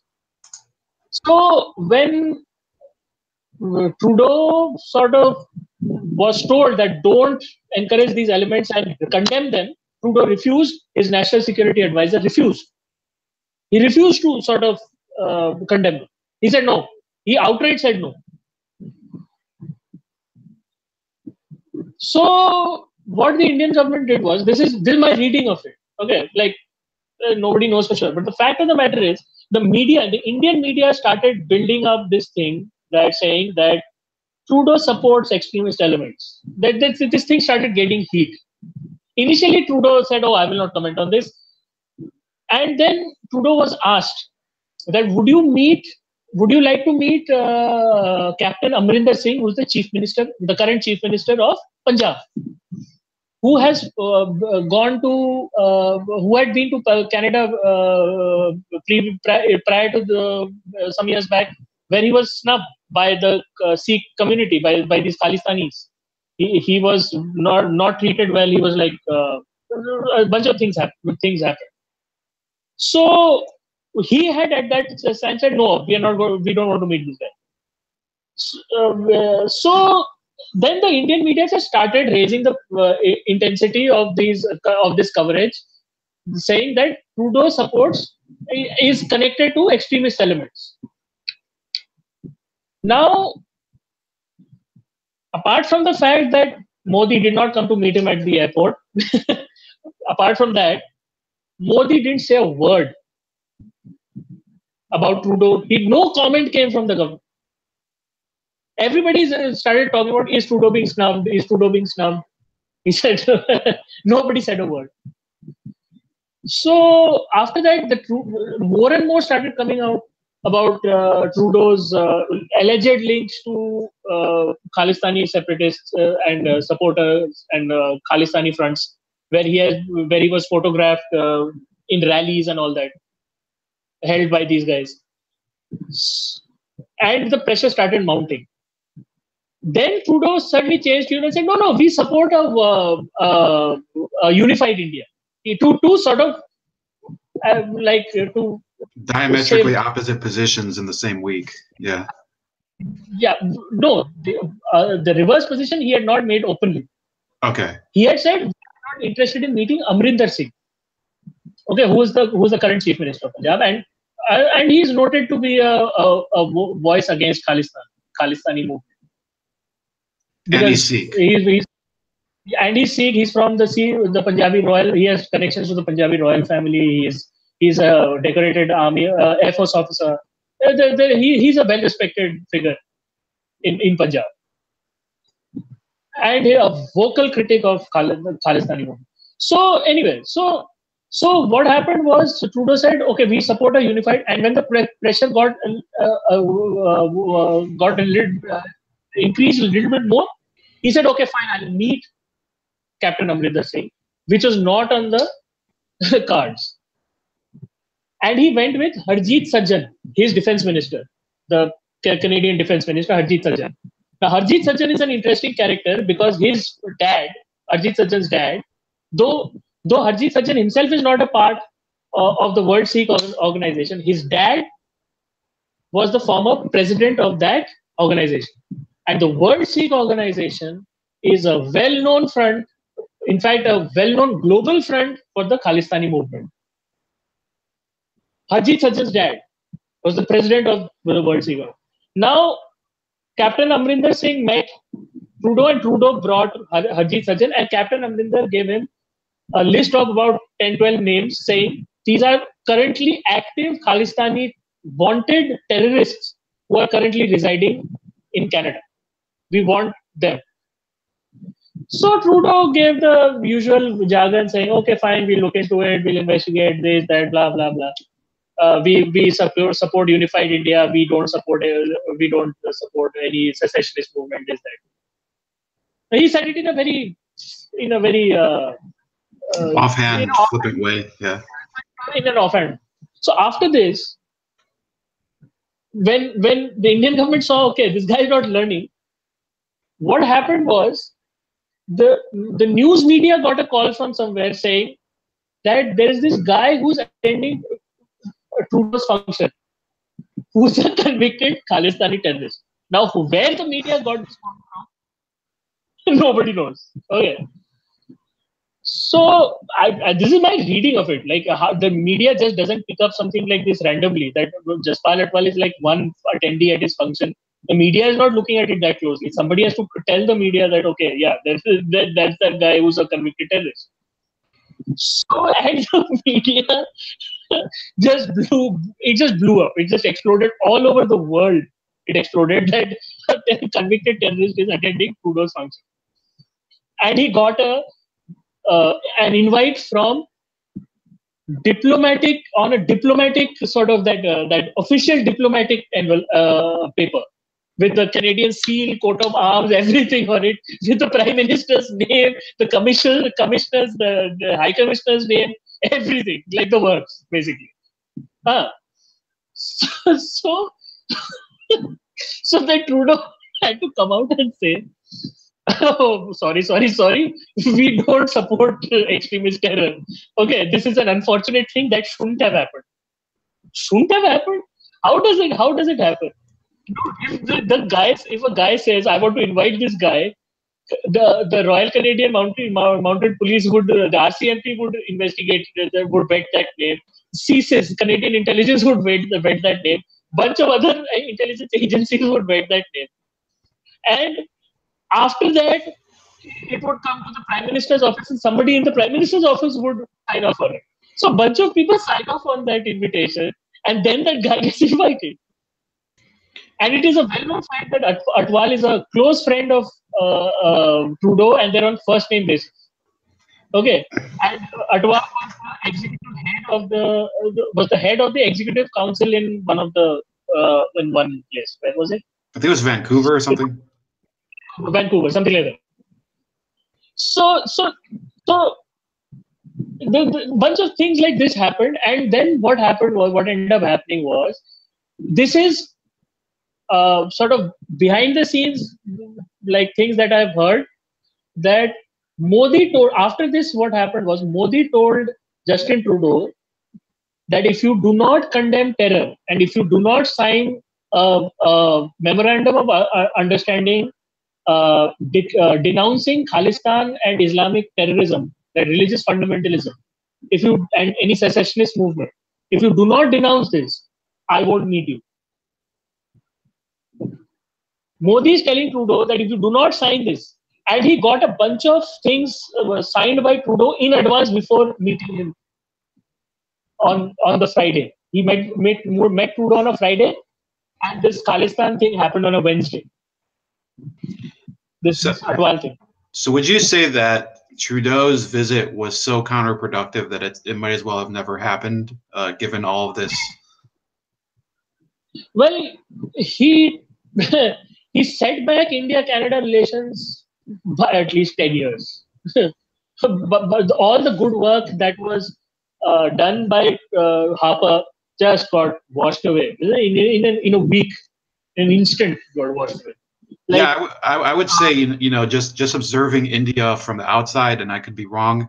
It's pretty funny that how can you mess up a visit? India is a very business-friendly state. They don't get into a lot of fights on the international level, and I think given the fact that Donald Trump has succeeded in squeezing a meeting out of the leader of North Korea, and Trudeau has done the exact opposite with India, kind of made it. And Modi, I'm not saying that I like or dislike him, but he's a fairly reasonable person to meet. He's not the hardest person to talk to, and somehow Trudeau found a way to mess up the bed with him.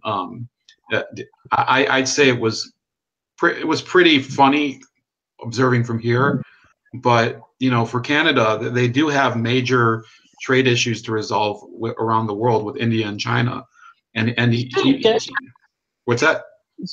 See, about that trade issue, Canada, the linchpin of the should have been free trade. There was a free trade agreement framework which had been set up by Stephen Harper, which should have been taken up by Trudeau, which Canada is very interested in. Now, that never got discussed this time because of all these activities. It never got discussed because of all these activities. And there was another thing which Trudeau said, that we don't want free trade, we want progressive trade. Look at the everybody. Can you do that look on again? Say progressive trade. That's Progressive trade. yeah. All right. Can you? I mean, let's. Yeah. What does that even mean? We don't have. I want to move on after that, but what did that mean? He brought up gender issues, human rights issues, that we want these human rights issues in frameworks and trade agreements. What are you talking about? Like when, see, this is why he's in trouble with Trump. This is why Trump is like really bulldozing.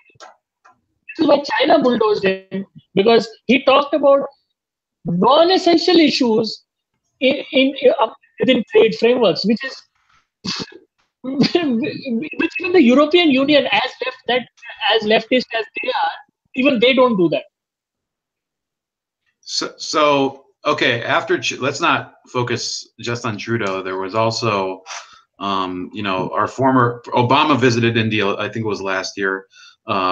President Clinton has visited several times. Hillary Clinton visited this month and caused a stir more in the United States because of her comments on, excuse me, just mentioning Hillary causes me to cough. But people make fun of me because I have all these books behind me that are all Hillary books, so they think it's causing me respiratory issues. But I think that has to be tested. So she goes on this program, this public conference. I think it was broadcast on TV, if I'm not mistaken, and she makes a number of comments about American elections and how it was women in America that voted for her opponent, Donald Trump, because their husbands pressured them to do that.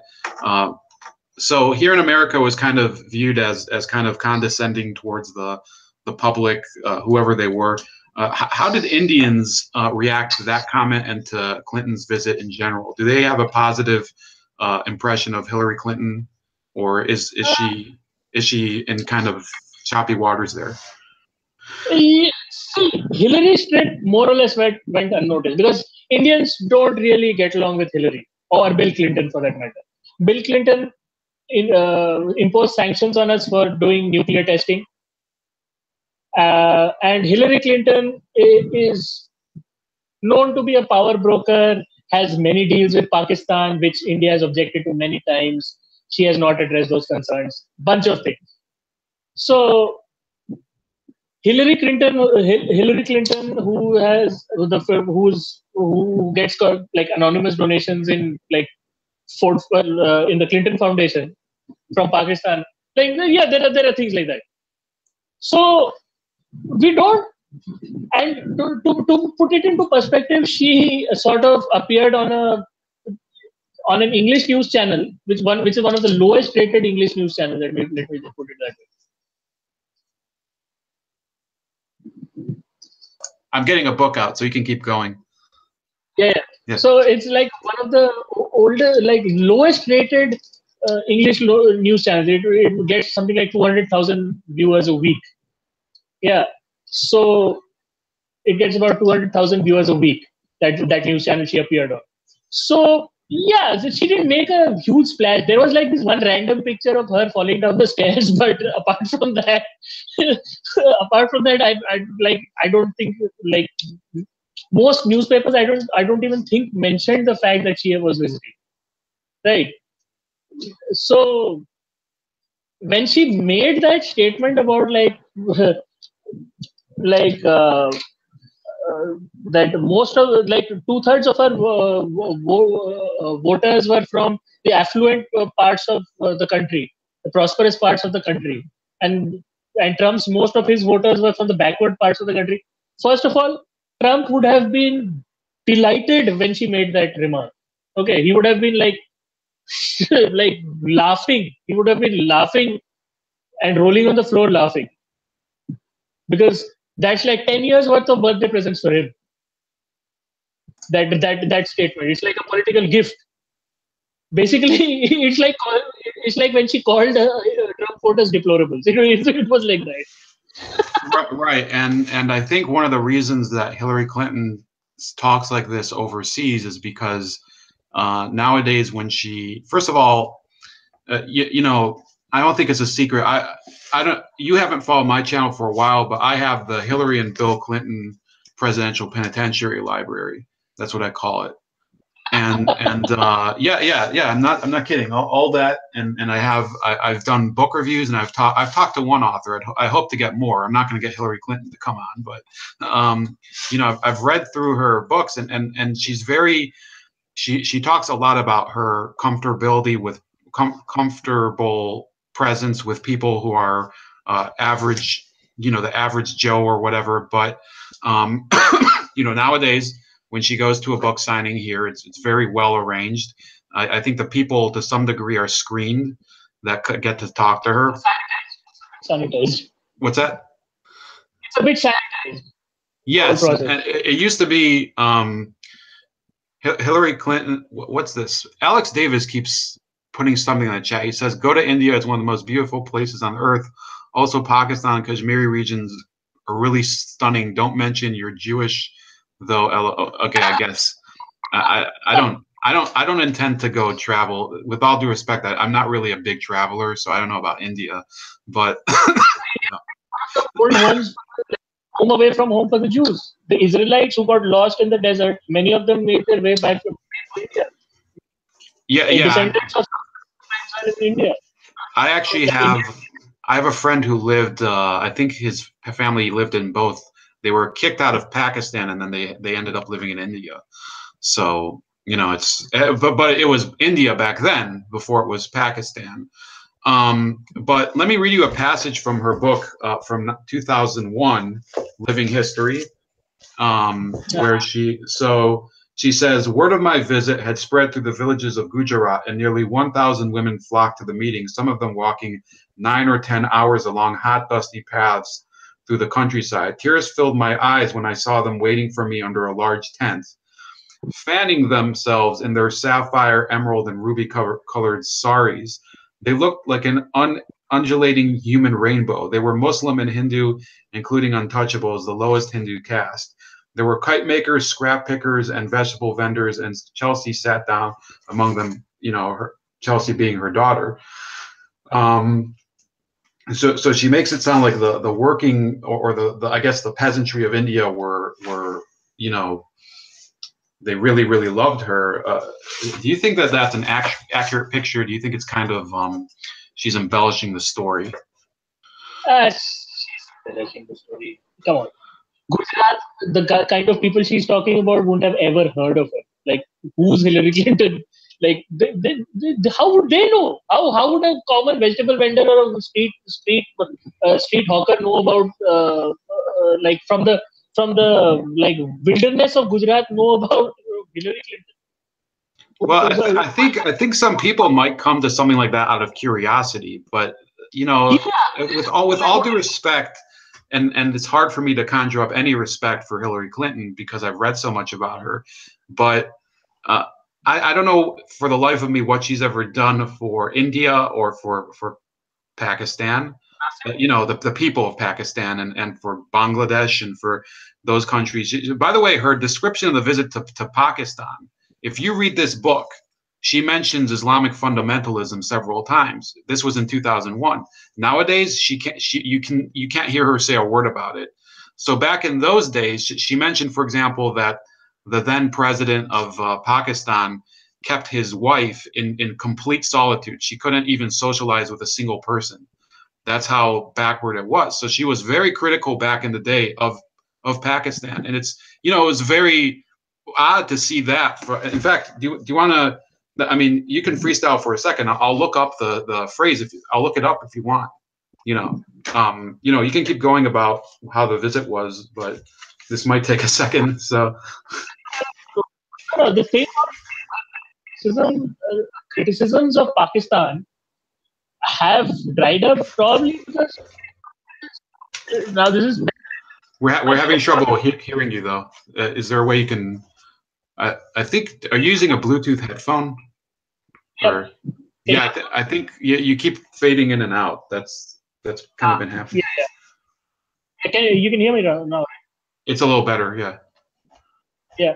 So what I was saying was that, see, maybe she's getting donations from from Pakistan. See, because ISI has a very strong, but the Pakistan has a very strong lobby system in place. Like they lobby a lot. They lobby Washington a lot.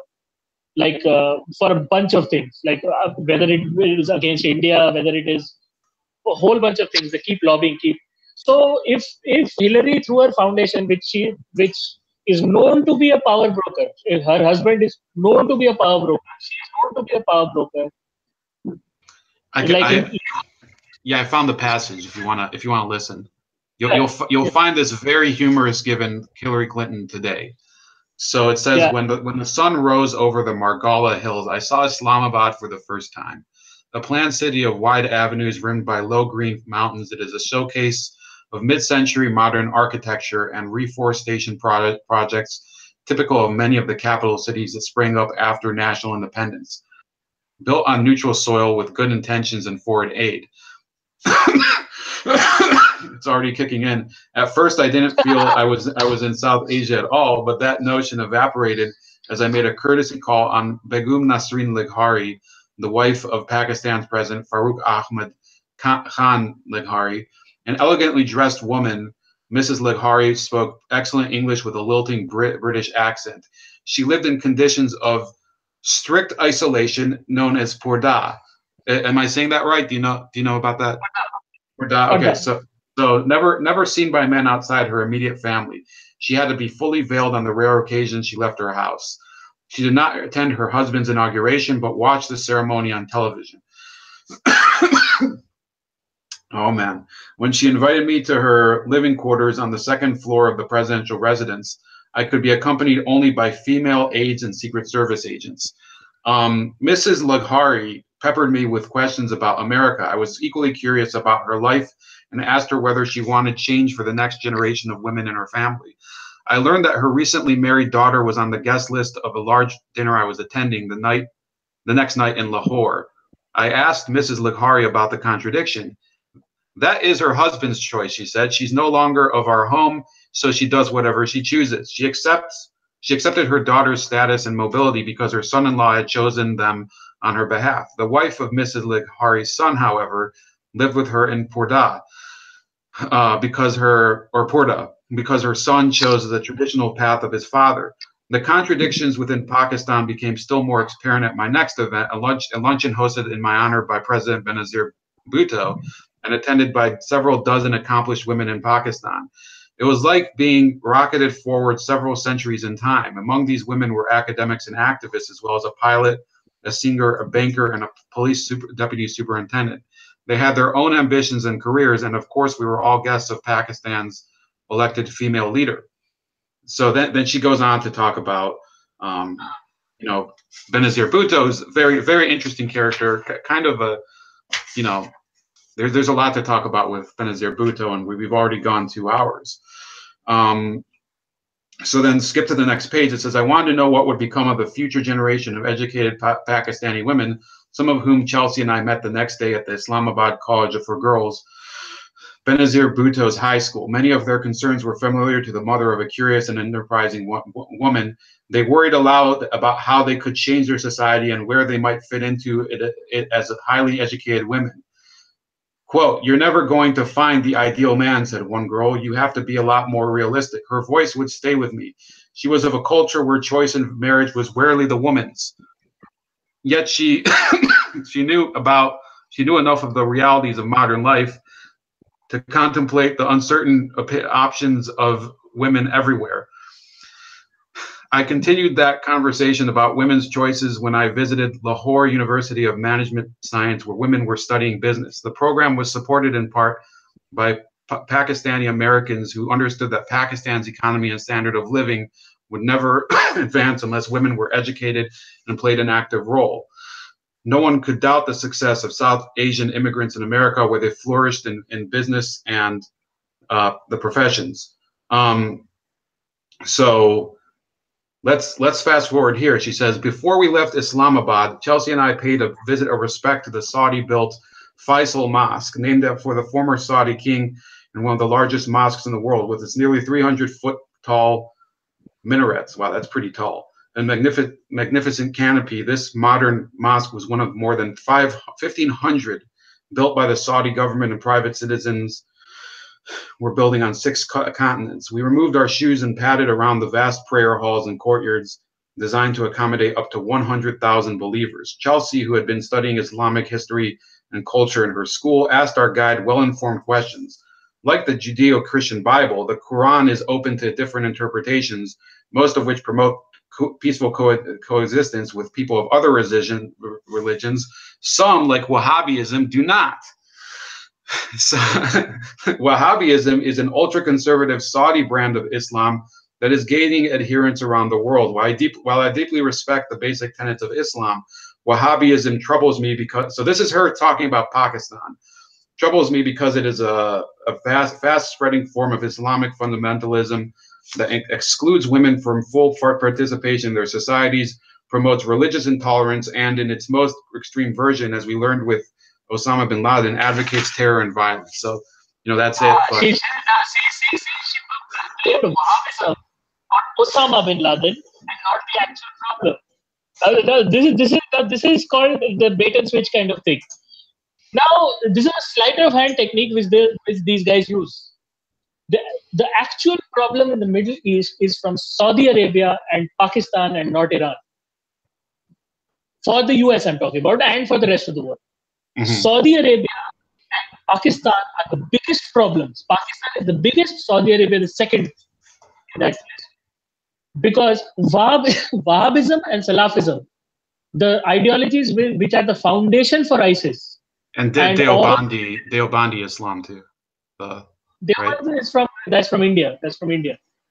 But the fact is that is influence. That is a break from Wahhabi and Salafi only. That's one of those. Yeah. So these two, Wahhabi and Salafi, are both propagated by Saudi Arabia, funded by Saudi Arabia all over the world. Saudi Arabia gives money to all these countries, and including in India. Okay, like in the state of Uttar Pradesh, northern state of Uttar Pradesh, there is a Salafi mosque. You will find a Salafi mosque every couple of miles, all from Saudi money. So these guys, and they're smart about it. They don't send the money directly. They funnel it through Kuwait. They funnel it through UK. They funnel it through the US. They funnel it through Canada. Through all the tax havens and all these places, they funnel it through that, and they support. Now, Wahhabism is not local to Pakistan. Wahhabism is not local to Pakistan. Neither is Salafis. So when Hillary Clinton says that it propagated by Osama bin Laden and the like, it's an absolute. It's not even a half truth. It's an outright lie. Because then you know who she's protecting. Well, I think the real issue is that America has had a closer relationship with Pakistan since the partition than with India. Some of it might be because India wanted to be a non-aligned country, and they did have good relations with the Soviet Union and China for a number of years. But in reality, our common interest with Pakistan is I accept that we should have trade with them. I think I'm personally of the belief system, and you can disagree with me if you want, that we shouldn't be giving foreign aid to any country. That includes Egypt, that includes Israel, it includes Pakistan. I think where Pakistan is a mature country, India is a mature. Let me get something there and let me explain this Pakistan, because the fact of the matter is, yeah, you're right that Israel. I'm sorry, not Israel. Pakistan has been supporting the US from the beginning. Okay, but the fact of the matter is, the US has made a bunch of wrong decisions, which has led to a lot of deaths amongst US soldiers, as far as its support to Pakistan is concerned. I'll tell you a story about Bruce Rydell. Okay, Bruce Rydell is the top guy in the American establishment. You know Bruce Rydell, right? I've heard the name before. Bruce Rydell is the CIA guy at least, and he's the top policy guy who has been deciding the U.S. policy, security policy regarding Central, South and Southeast Asia for the longest time. Like he's the top guy. He decides the policy that what US's security policy should be regarding this region. I was flabbergasted. Like that guy is a smart guy. He's a smart guy. He's not a dumb guy. He got up and gave a talk somewhere at some institution where he said that we don't know what to do with Pakistan. And to me, that was like I was flabbergasted. Like, how is this guy saying this? He's the top guy. He knows everything that goes on here. But how is he saying? But then I started looking at like what US's relationship with Pakistan has been. And then I come to Saudi Arabia because it's all connected. That as far as Pakistan is concerned, these guys will see. Tariq Fateh puts it in an interesting way that these guys will sell their mothers for the right price. You know who Tariq Fateh is, right? He's the Canadian. Okay, yeah. He said he's a Canadian Indian guy. Tariq Fateh. Yeah.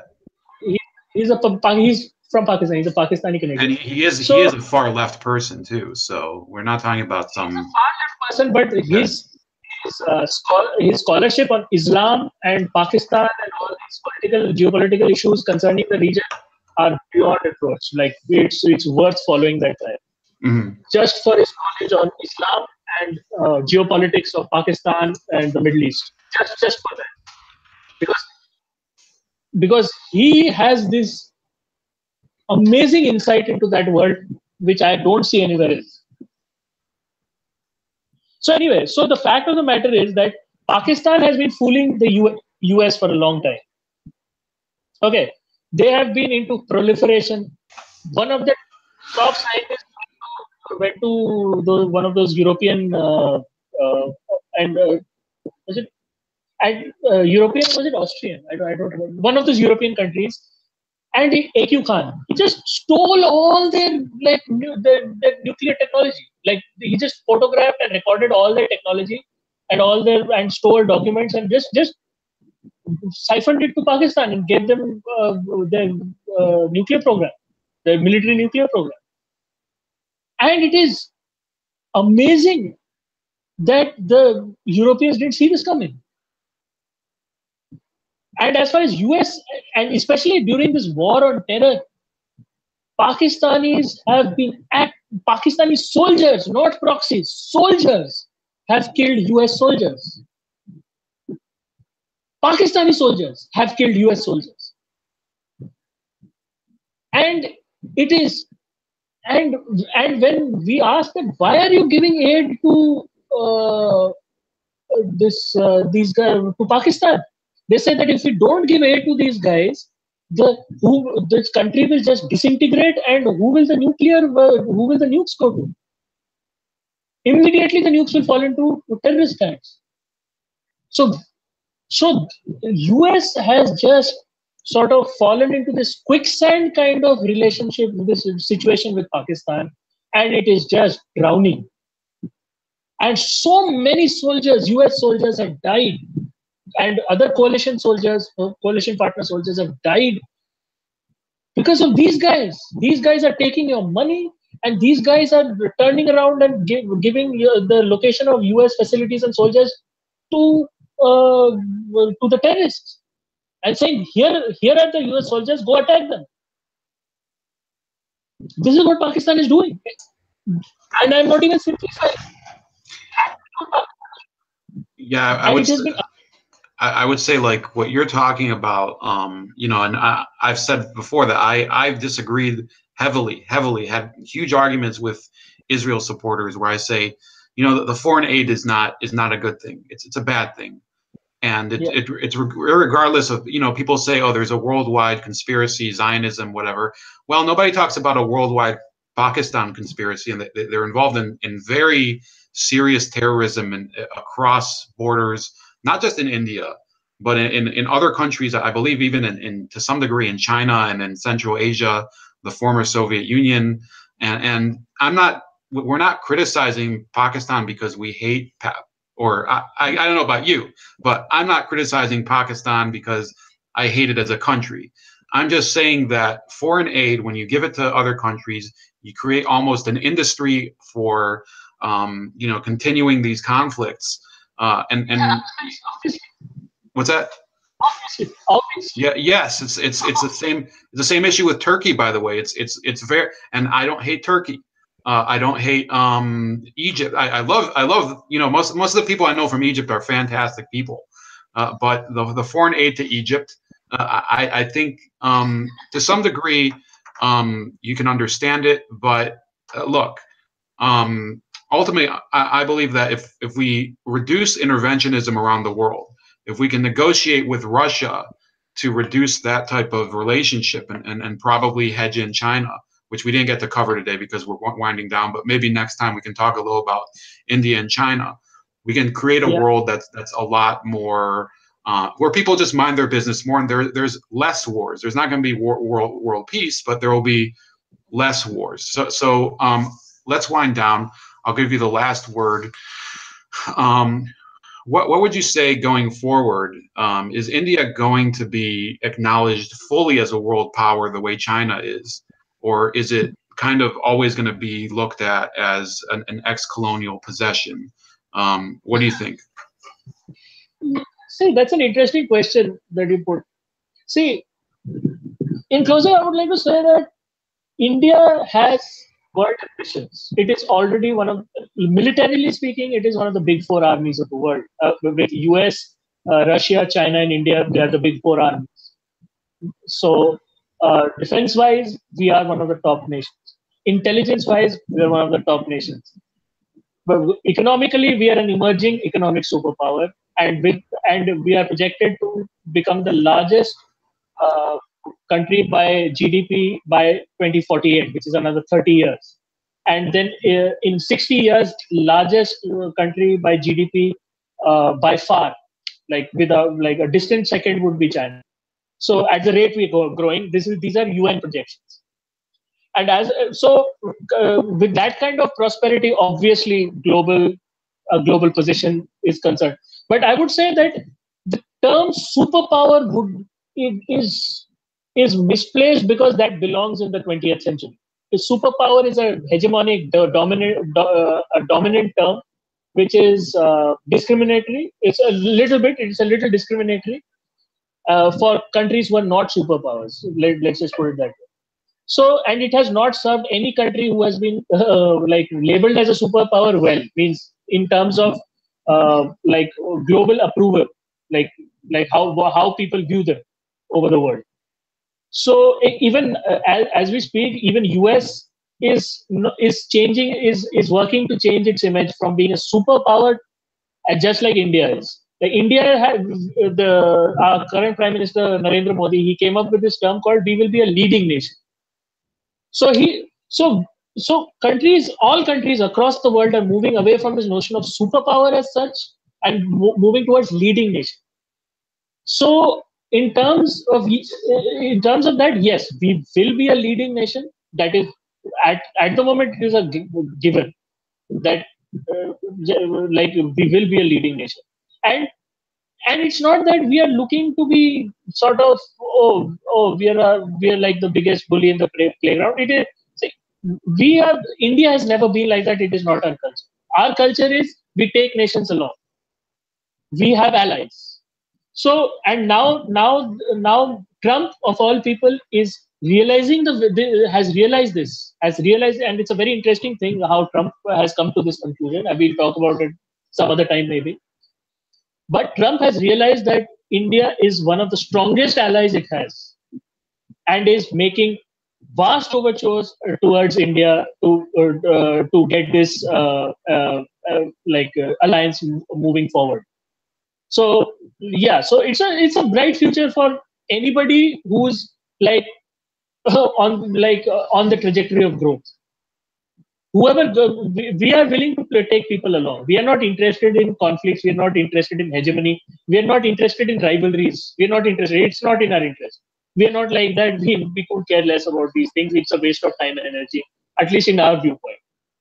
So yeah, so that's why India and US are growing closer. India and the Western world in general is growing closer, and you will see that in the next 10 years, this whole position would have been reversed. So instead of discussing it like you see today, we are putting in terms of that. Will we see India in that light? I would say in 10 years, it will already be that India will be in that light. Will be seen in that light. It's a given. Yeah. Arjun Sinha, thank you for staying with us. Is there any place somebody can find you, or any website that you run on, or we can share it in the chat? As of now, I don't have much of a presence on social media, but people are free to follow me on Twitter, Mythic Arjuna. Okay, at Mythical Arjuna, and Mythic, Mythic. sorry, it's Mythic. Okay. Thank you very much, and we'll chat again. I'm gonna head off, and have a good rest of your Sunday. I know it's pretty late there by now, but thanks for all the time. Much. No Thank you so problem. much. Anytime. Yeah. Have a good night.